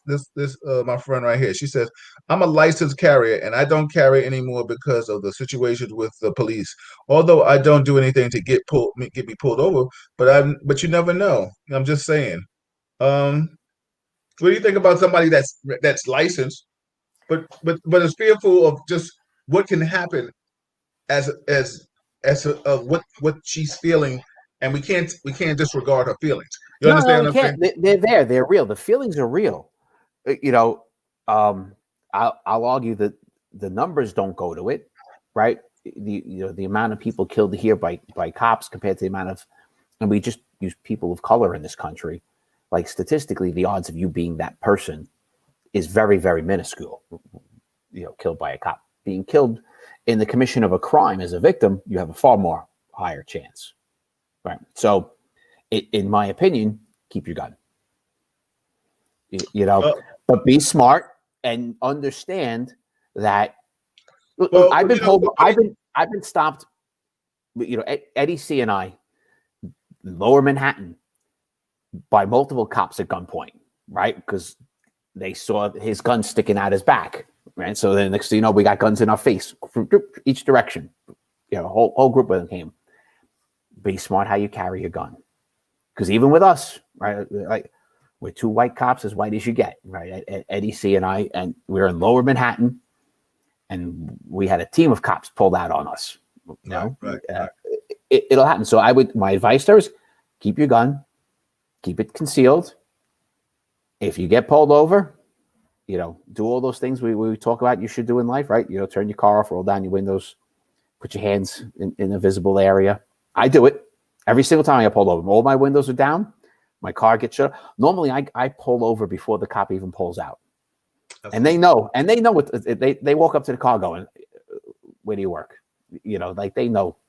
Well, yeah. I mean, there's a certain mentality that we will have if we know we're about to get pulled over. And but what's so funny what you said about statistics don't say that, but you can't tell Felipe Castillo's family that no, you can't. Because he told the cop that I'm a licensed gun owner and he still got shot. I agree. And Bill, I'm not saying you I'm shouldn't be fearful. not saying you're disputing me either. I'm not saying you that. shouldn't be mindful of it. That's what my advice to her is, do all those things, pull over, windows down, car off, keys on the dashboard. I've done keys on the roof, depending upon the scenario. Though this thing with the keys aren't wireless or keyless ignition, you probably wouldn't pull your keys out, and let them know immediately. We dated ourselves with that car stop. Well, I still have a car with a key, and it's a brand new car. So okay. I just have a cheap car. But and me as the officer, you tell me right away, look, I'm a licensed gun owner. My gun's on my right hip. Yeah, right. I'm gonna hold my gun still. I myself wouldn't have it pointed in your face, but my hand's on my gun, right? It's out, no question at that point. And I'm going to tell you to do certain things to make sure that we're safe and nothing happens to any of us. But you got to let them know. I've been pulled over, asked to get out the car. Shit was crazy. And I told the guys, I showed them my ID, and they was like, "Yeah, you carrying?" Yeah, and then he still wants to toss me. And I'm looking at the dude like, "Come on, man!" Like, and my personal feeling was like, "Yo, get out my skin. What did I just show you and tell you who I was?" You know what I'm saying? It's a different mindset, and I think not you, like I said, but there's some people out here that just don't believe it happens to people of color like that. Vanetta said, she said, why do cops always give the benefit of the doubt and not the victim? Why do cops get the benefit of the doubt and not the victim, Kevin? What do you think about that? Well, I'm saying yes. Yeah, look, because I was a cop and I worked with really good cops. And I know the guys and gals I work with, how they did their job. So that's how I see it, right? That's my prejudice, right? So I see it from those eyes. That's real talk. That's a real talk. I appreciate that. I'm going to, give that cop the benefit until I hear some facts. But I'm always going to look into the facts. Like I also don't take, if Pat Lynch gets on TV and says it was a great shooting, that's not the answer for me either, right? Like I want to know what happened. And there are good things that are good shootings or by the book shootings that I still disagree with. Right. I appreciate that. That was a good thing. Let me just read some of the comments on here. She says, Michelle says, well, I'm lucky I haven't been pulled over, but it's still nerve-wracking when one gets behind you. I totally agree with that. Vanetta said, and maybe the reason why we see more black people getting shot by cops as opposed to whites, maybe it has to do with media fanning the flame of racism and not reporting the news fairly across all barriers. What do you think about that? Look, you know me. I'm not a fan of the media. Do I think the media fans? That's why I asked you. Yeah, like I'm no fan of either side. I don't like them. Yeah. So, Sharon Klesko, like I said, shout out to her daughter doing things out here. Sharon, if you can, just type in your daughter's page, so people, please, can get a chance, go check it out. Do me that favor. Sharon says stats do not say everything that can also be manipulated. What do you think about that? 100%. You have to look into where I talked a little bit about this earlier, and I want to maybe in the next show I'll have that ADL report and I'll show you what I'm talking about. Right. You have to look into things. Unfortunately, you can't just take stats for what stats are. You have to look at what was behind them, what were the questions asked, and it's terrible that we as the consumers have to do this extra work because it's always not that clear. Absolutely. Absolutely. But you have to understand, Kevin, that cops lie like all of us lie. Yeah. Do you agree with that? We're products of society. We're not grown and bred somewhere. There's not a special farm in the Midwest that they grow cops, and we're part of the public, right? If 1% of the public is bad, 1% of cops are bad, right? Like we're going to be no different. Right. Absolutely. I see my man Rock is in the building, baby. I see you, Jamal Jones. What's going on? One day I'm gonna have both of you guys on the show some way, somehow, and definitely give your insight from a law enforcement standpoint. And Jay, you can give it to us from the correctional standpoint, please. I have some stuff coming up for y'all in January. I mean, not January, I should say. And God willing, I make it 2021. Some stuff for Real Talk Chronicles. We're gonna do it out there. Thank you, Sharon. Sharon's daughter's stuff is Word of Sparkle. So anybody out there that's looking for jewelry and what else is something else, Sharon? Her daughter, young entrepreneur. You can check it out. Vanetta said, I appreciate the response, Kevin. Michelle said, Kevin, for the retraining of officers that may have to be reprimanded, do y'all turn to the public for advice? You heard me, Kev? Yeah, no.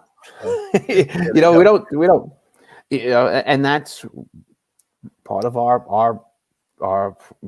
problem, right? Like we should be going through these things. And I'll go back to this the third time today. I'm going to mention that council. I say we should have, every police commissioner should have. It's not just to discuss when you have bad incidents. It's to discuss, kind of getting things out there about tactics and things about training can be discussed, and misconceptions and changing some thoughts and learning a little bit about each other. Right. But yeah. I appreciate you, Jamel. I appreciate that. That's awesome. Thank you. I ask you all. This is Real Talk Chronicles. I'm your host, Bill Forster. This is the podcast that we keep it real. Kevin and I, we're doing what we do. We out here. Kevin's my co-host, Kevin Branzetti. We used to work together in the 2-8. We were good cops. We did what we had to do. Kevin is an excellent cop. I have a police officer. I go on the record. I state my career on that. If God forbid it was something to come up about him and his past, I'd be thinking you be talking about the Pope of police. You know what I'm saying? I mean, he's going to do his job. He's going to do his job. Let me tell you something. Is he an officer? Yes. Was he an officer? Yes. He's going to do his job. But is he going to disrespect you just because of your ethnicity? No, he's not going to do that. And I can vouch for that, and that's why I rock with him. So I say all that to say, but I ain't perfect, and I can have a bad day. Oh yeah, exactly. I am flawed like any other man. Exactly, definitely. So everybody, yeah, this is Real Talk Chronicles, man. So I ask you all, please like it, share it, tell a friend, go to YouTube, subscribe to it, let them know that Kevin and I are doing our thing. Let them know your boy Bill Foster, especially all my Real Talk Chronicle people that have sat with me in places, in the houses and apartments, and we've chopped it up. Or if you've heard about Real Talk Chronicles, just like it and share it. Just keep the buzz going so we can let everybody know what we're trying to do to give some positive affirmation and energy out here. But be informed and let people know like there's some insight to what's happening out here in this world. Please protect yourselves out there in New York. There's snow on the ground. Protect yourself. Stay in the house. Also, listen. I don't have the blueprint on this COVID-19. I'm following suit. I'm wearing my mask. I will be doing a show.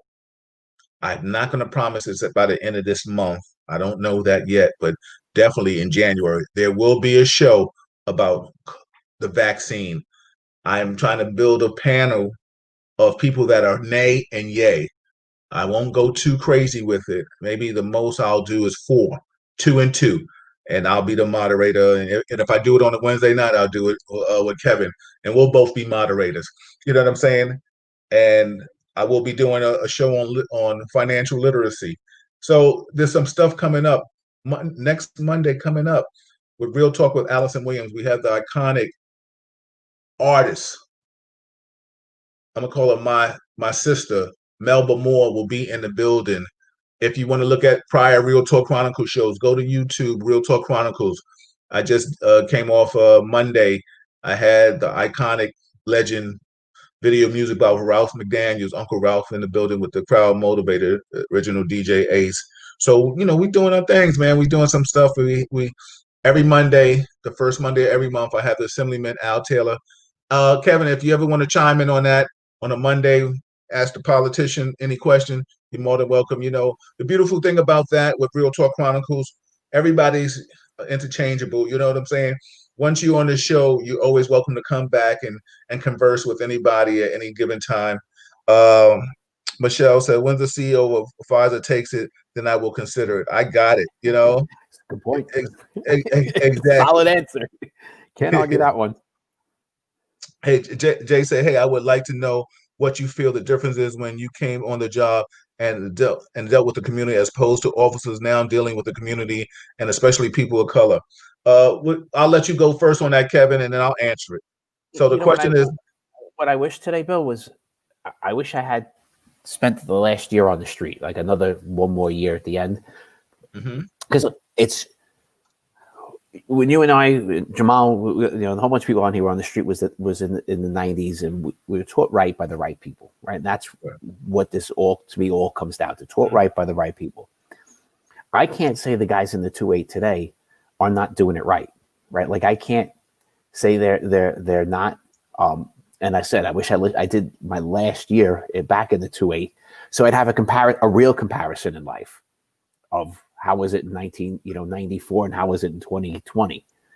Do people, the cops treat public the same, or are they different? I don't know. Is the answer. Do we see a lot of things in videos? Yeah. Is it disturbing? Yes. Do we have to be better? Yes. Let me just say, I'll say this, Jay, I'll say this in 2 ways. I think my de-escalating skills would have just enhanced. So in one aspect, I would have been able to stifle what I've stifled before, even to a better level.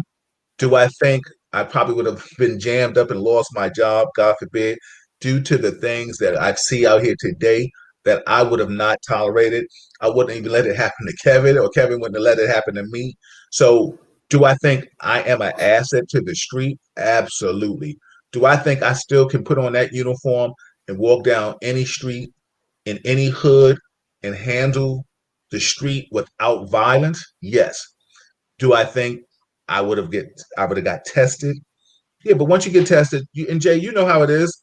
When you behind them bars, like you said, yo, once you test me, I got you. I'm gonna handle this, but I'm gonna walk off that block with some respect. And with that being said, it's gonna change the shift. You know what I'm saying? It's gonna change the hands of who's the real guard on that block. I say that I don't know. I tell a lot of people a lot of times, police officers are not taught how to de-escalate. They're really not. They're taught how to take control of the situation. Go ahead, Kevin. Experience teaches you that. And Jamal just put the Yeah. comment in there. But when we came on, Bill, there were people on patrol, day tour 4 to 12s and midnights. They had time on. They had 10, 15, 20. Yeah. There was, what's his face on the midnight who was in his 60th, he was 60, right? Like you had Church, you had Walker, you had old timers, not like little bit of time. These were like these had 20, like even like Bolton. Shout out to I mean, who was our delegate? God rest his soul. Bobby Smitty. Yeah, Smitty. Right. Those guys don't exist. You walk into a precinct today, there isn't a team of people with 20 years on the job to hold your hand, not just hold your hand, but smack you, and straighten you out. The beautiful thing about the 2A, we probably was one of the only precincts that had delegates on all tours. Like we had Bonilla, not Bonilla, we had Panilla, what's his name? Danny, was it Danny or Bobby Panilla? We had DeAndres, and then we had Bobby Smith. So I'm saying we had cats that were good, and they learned from him. And they were white and Spanish officers that learned from a black man that knew that job. Let me tell you something. We had the three different. We had a white guy, a Hispanic guy, and a black guy as delegates. And I will tell you this: it wasn't like I can only talk to the white delegate. Right? I was talking to Smitty. So was everybody. Smitty was your first one anyway. Let me tell you something. Everybody knows Smitty was the guru. And let me tell you something.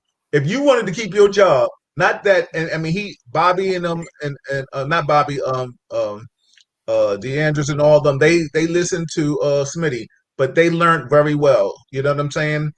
And Smitty was good. He taught me so much about his job. Rest in peace, because I shout out to his son too, his little man Daryl Mack. But that was the job back then. I mean, back then in the job, we had Morange, we had Anamone. I mean, we had cops we had bosses that still love cops, but they still was able to talk to you. You know what I'm saying? Like, I mean, like we had some good bosses. I mean, I shout out all the good bosses that I've had in my life. A lot, and a lot of them are white officers. Shout out to the black officers that were good too. Rest in peace, Wayne Jackson.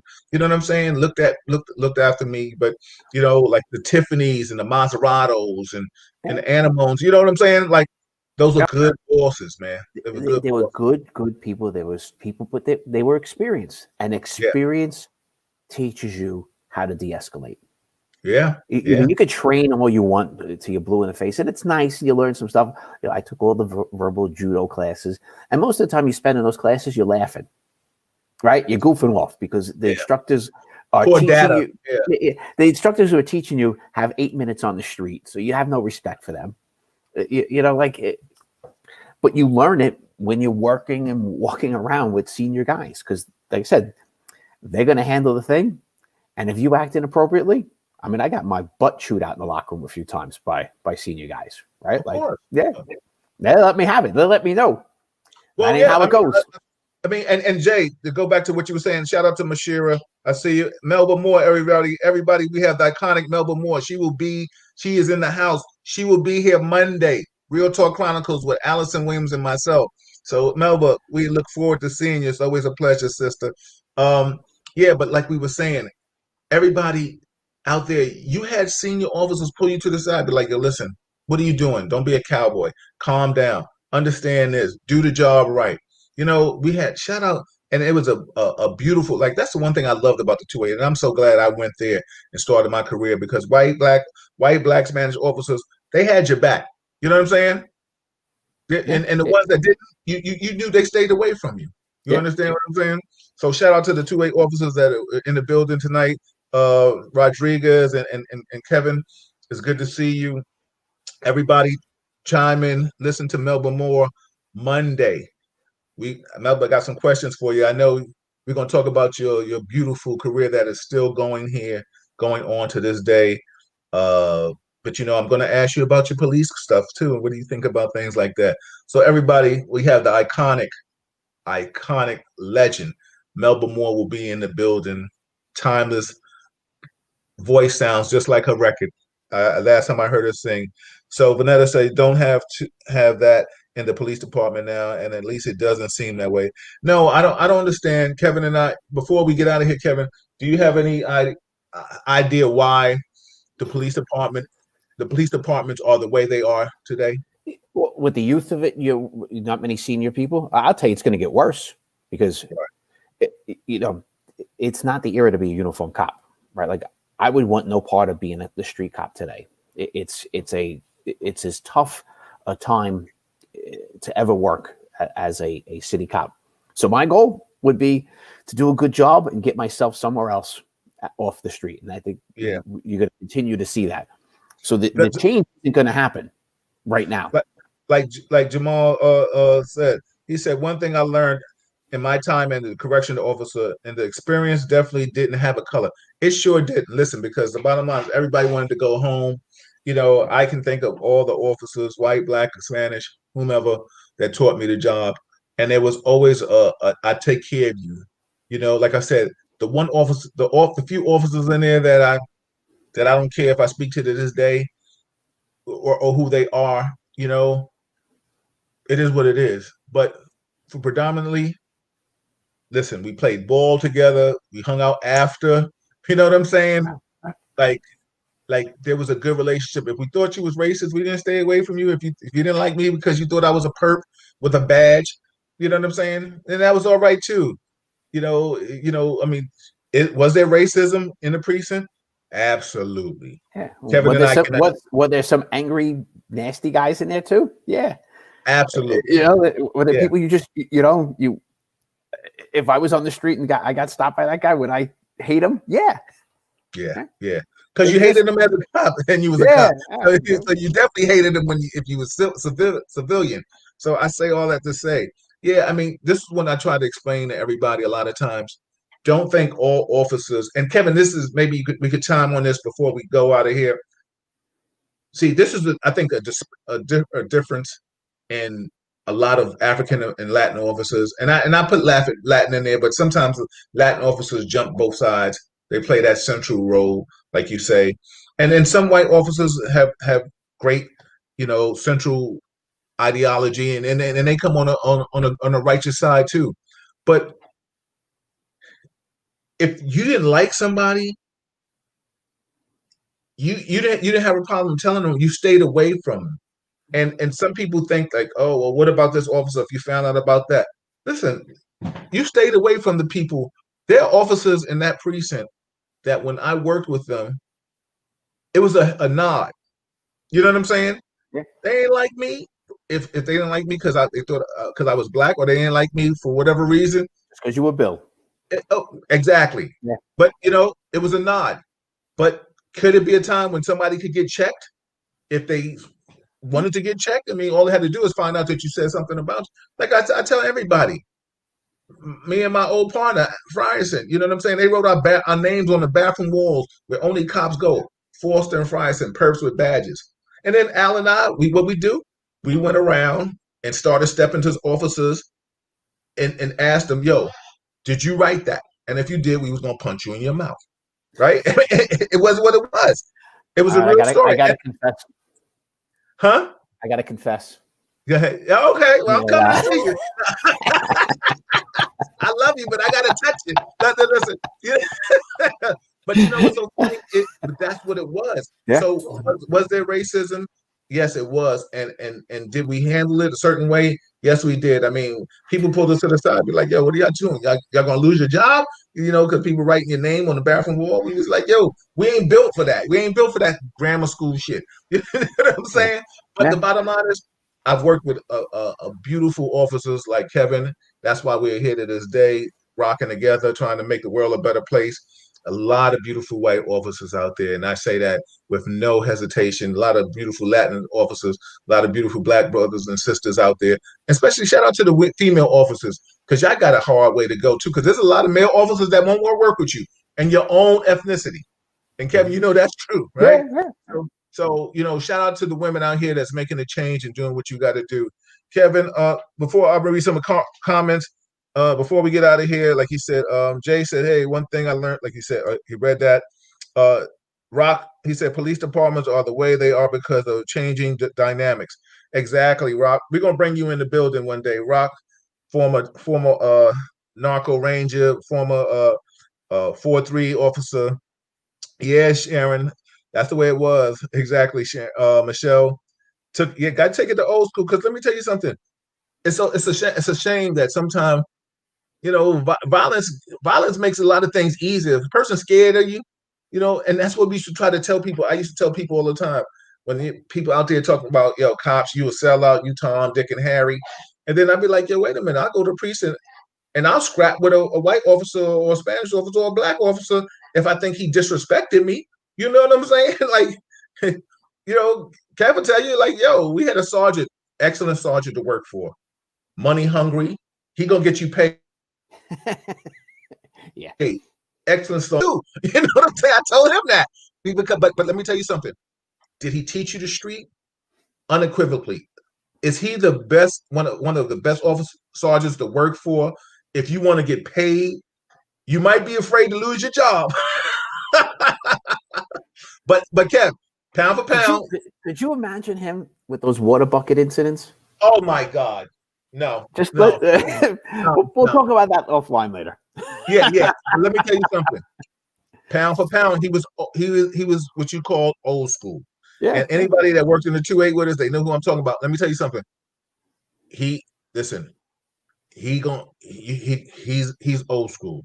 He is like the Hobbs NYPD. Like when you see Fast and Furious, when they said, oh shit, he's old school. He's bullets and buckets and all that. He was that dude. But let me tell you something.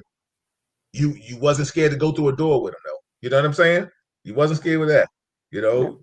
So everybody, this is Real Talk Chronicles. I'm your host, Bill Forster. That's my co-host, Kevin Branzetti, and we just chopping it up about law enforcement. We went around the world today. It was a good thing. We covered some police issues. We covered COVID-19. We talked about 45. We talked about the vaccine, and most importantly, we had you in here rocking out. Nelson, I see you, man. I think he's still on the job. He might be, but I hope he should be somewhere chilling with his feet up in his toes to the sky and his heels in the sand. I hope he is, because Lord knows if he's still Nelson, if he was still on the job, we would have seen him get arrested. We didn't see him get arrested, because he would have took them rookies. It'd have been crazy. Shout out to all of you, man. Kev, give us some words of wisdom, man. As we missed one question, so I want to answer Michelle's question. She asked about, for example, there's lots of videos of police pulling over drivers and always asking questions that are none of the officer's business, like where are you headed? Questions like these are irritable. And I'll tell you, Michelle, I ask those questions at times to drivers. Where are you going?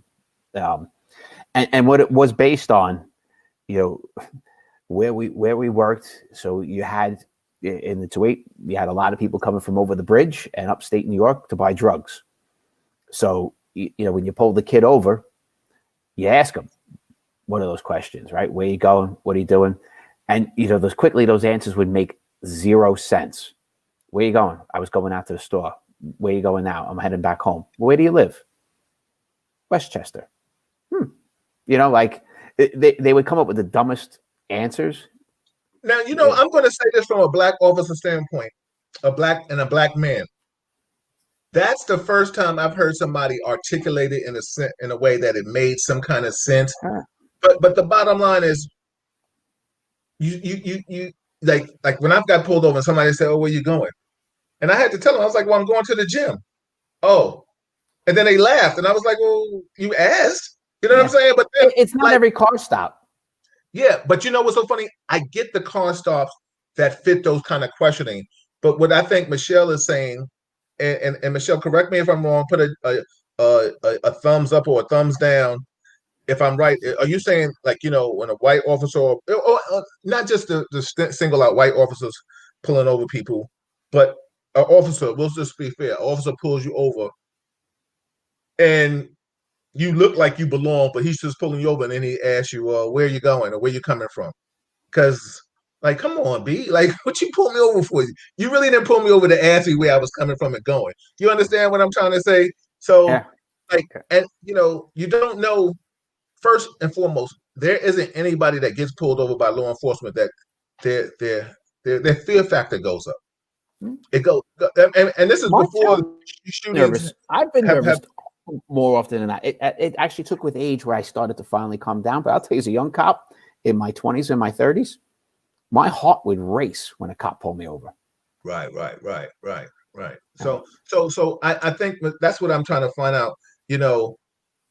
I think it's one thing to have tactics, because Kevin, what you just gave was tactics. You understand what I'm saying? Like, and I give you a perfect example. It's like Kevin and I pull over, see three white kids in 94, driving around Harlem. We can ask them, "Hey, where you going? Where you coming from?" So when they tell us, "Oh, well, I'm just going to the store," or "I'm going to Westchester," nah, you ain't going to Westchester. And that answer came up. I'm telling you a lot of times. And yes, that was the white boy rule, right? Like, did I racially profile white kids in 1994? Yes. Yeah. It's between us. Yeah, exactly. Yeah. Exactly. You Yeah. know, but white kids from the suburbs would come there to buy drugs, and they deserve to get locked up. Mhm. I don't give a. I got no. I don't side with anybody. How do you get rid of drug dealers in your neighborhood? Well, you got to get rid of drug dealers, and you got to get rid of buyers. You got to make. Right. You make the kids from the other side of the bridge scared shitless to come over back to the 2-8 to buy drugs. They're going to tell all their friends. The cops there are no joke. They'll stop coming. Yeah. Kev, you want to read Michelle's question? I think that was. Yeah. Go ahead. I don't. Which question we got here? The last one about instance of Sandra Bland. Who's Sandra Bland? Oh, you don't know. You're going to have to do your homework. Yeah, I know. Listen. Yeah. I can sit here and just lie to you and say I think it was well, fine. He's honest. Yeah. Sandra, I don't know if I have enough time to Google this and come up with a. I mean, I might know. Yeah. Yeah. Like Attica said, yes. There are times. Shout out to Attica. Attica, my brother, movie writer, author. Attica, if you get a chance, put in your little your website to your book, brother, so people can know how to holler at you. Attica wrote a nice story about, I think, Brooklyn, right? Attica. That's my dude. Respect to you, brother. Do I go into Atticus? Do I think sometimes cops are, intentionally antagonistic? Yeah, absolutely. There are a-holes out there. They are. I've seen that in cops as a young cop myself. I knew cops who, they were just nasty on the car stop. Attitude with everything. If you asked that fatal question, why did you pull me over? It was on, right? Yeah. And what right do we have to start yelling at you because you asked that question? Zero. So let me ask you a question. Let me ask you this question, Kevin. Something like that you just said. You agreed that cops have done that. Do you think cops were looking for a collar, or you think they were racist? I think they're just a-holes. You'd have to, well, let's change that. All of the above. There were some who were racist and some who were a-holes. Right. But this is one of the things I've said several times on this program. Police departments need to do more stings. Supervision and stings change a lot of this. There are the out and out bad apples, and you're never going to fix. But there is. You can go through every commission that's ever gone through the NYPD over corruption, and you read through it. They did it when the bad supervisors were working. I worked with a guy who had a massive drinking problem. Massive. I worked at a squad. We were on a team, but he got trashed at work. every time the lieutenant wasn't in. As soon as that lieutenant went home, he was out of his mind. I mean, out of his mind, kind of drunk. Mm-hmm. But it was all about the supervisor. He knew he can get away with it with anybody else, but that lieutenant would end his career, so he wouldn't do it. Right. You know, you got to you got to test your cops. You got to keep them on their toes. You know, and then, like I said, there's the far end, bad apples who will always do bad. There's the good end who will always do good, and then there's those idiots in the middle who are followers who can go, well, let's force them to that right side all the time. Force the followers. It just lowers the numbers. Is it a perfect system of doing testing and better supervision? No, but it lowers the numbers. Yeah. I think Sharon has a question for you, and then I think Attica has one. Go ahead. Sometimes you get treated based in your neighborhood. I was treated one way in an old neighborhood, treated more respect in another neighborhood. Cops shook my hand and introduced themselves. Mm-hmm. Yes, maybe, but it's hard to say that same cop that treated you great in that nicer or other second neighborhood wouldn't have treated you the same way in the first neighborhood. That could just be his personality. Do I think cops are a little bit rougher in a rougher neighborhood? Yeah, I do. I think it's part of our personality in that neighborhood. Yo, Attica, that was no disrespect. I apologize for saying little. I don't know how that came out. I was just trying to say, like, put things together real quick to give you some love and appreciate. I love you, brother. Yeah, everybody, that's my man Sharon Klesso, her daughter, put her site up in there. I asked her to, and I just told my man Attica to put his thing up there about his book. So these are people out here trying to do some positive things out here. Listen, any last questions? Please write them in. Kevin goes back, like I always ask, and we go back and we read your comments and questions, and we will talk back to you if there's something that we're going to dialogue with you, man. This is Real Talk Chronicles. Everybody out there, if who's ever in here, please, can you go onto my page right now and share it, or go to YouTube and give us the thumbs up, to like it, just to help to build the brand, to keep people informed. This is all I'm trying to do. The sponsors will come and they'll be here. Exactly, Attica. Love you too, brother. So everybody, Kevin, give him some good words, man, before we get out of here. Well, the same thing I said last week. I'll say it again this week. This is Christmas time. Next week is Christmas. Our nursing homes took more of a hit this year than any place else, right, in this country. They are still on lockdown. A lot of them can't get visitors. They can't get what normally happens this time of year with, Girl Scout, because I had daughters who did this, right? Girl Scout troops who go into the nursing homes to, spend time and play games, and they sing songs and do the stuff. None of that's happening this year. Right, and to think about how many of their friends in that nursing home they've lost this year. So you have a lot of people who are in a tough spot, sad, hurt, and they're our elders who we're supposed to take care of until the day they go. Take some time, find out what your local nursing home is, contact them, see if you can send over a card and a gift. Drop something off. Let's give them a little extra love at this time of year.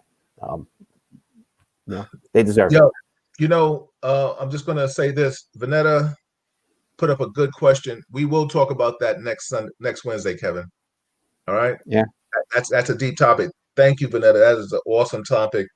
Any law enforcement officers that want to chime in on that, we will definitely chop it up on suicides amongst police officers, addicts, and domestic violence abuse.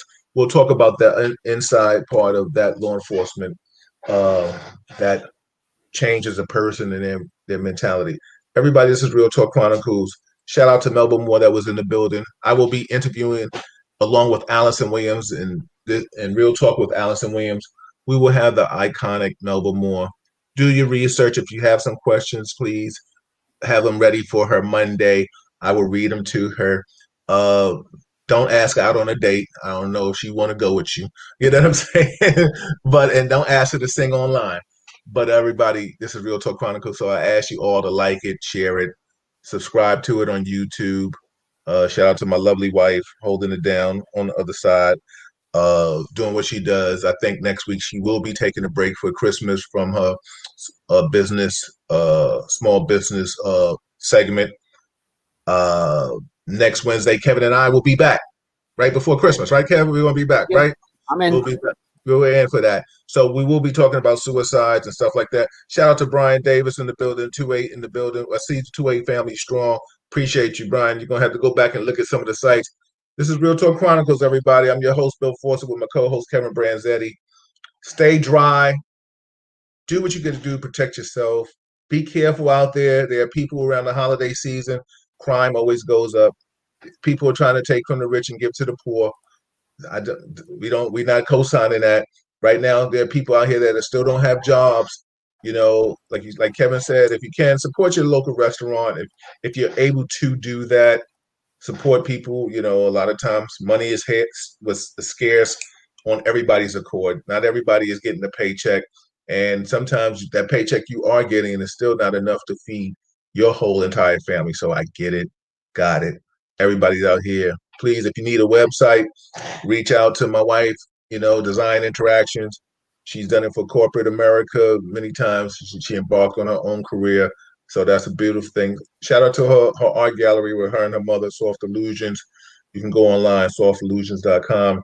So, Kevin, anybody you want to promote and say anything to about? If I'm going to promote, I'm going to promote my own stuff, right? Go ahead. I don't do that very often.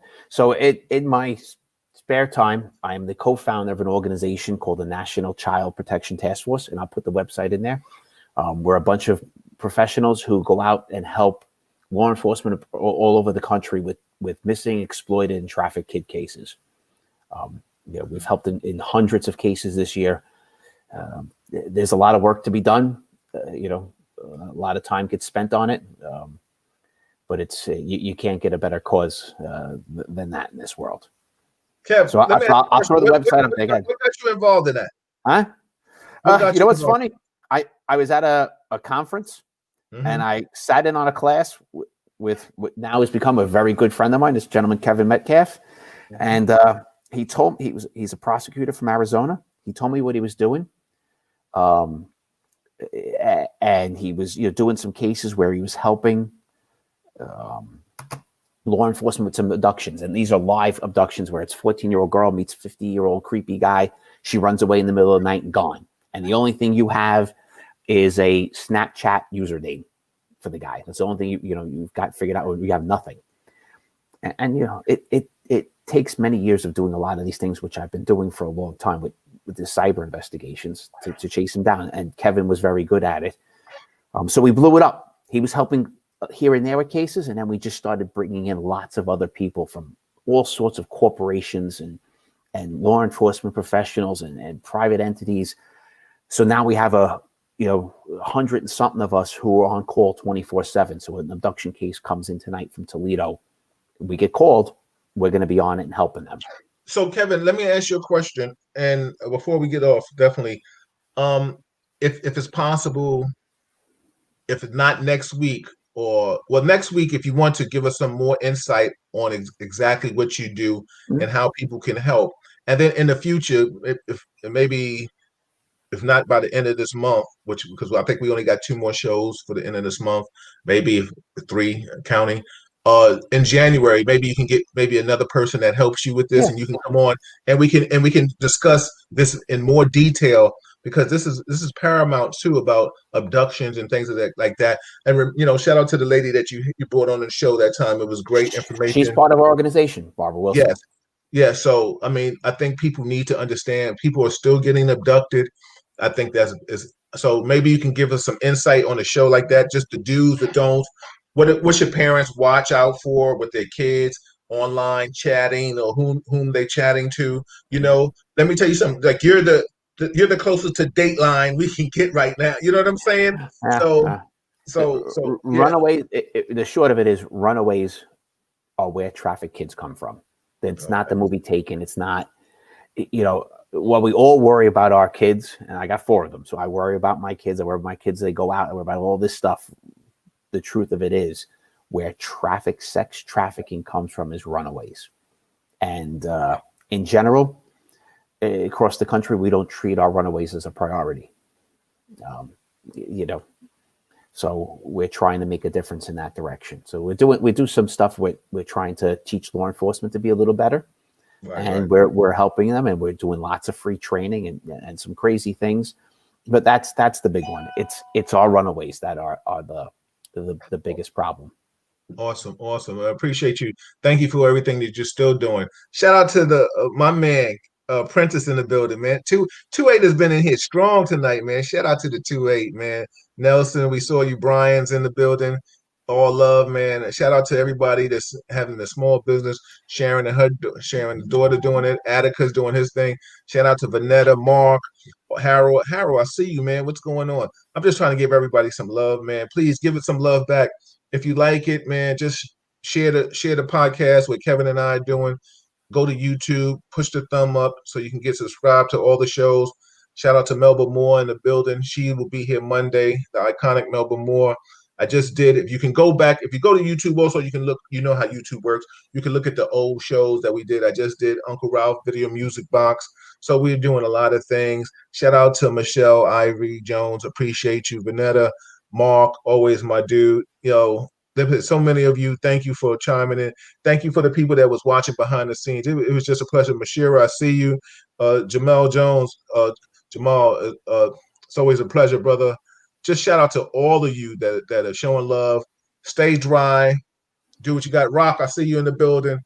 Stay dry. Stay COVID free, man. If you do, protect yourself. Take care of your loved ones. That's Kevin Branzetti. I'm Bill Forster. Thank you.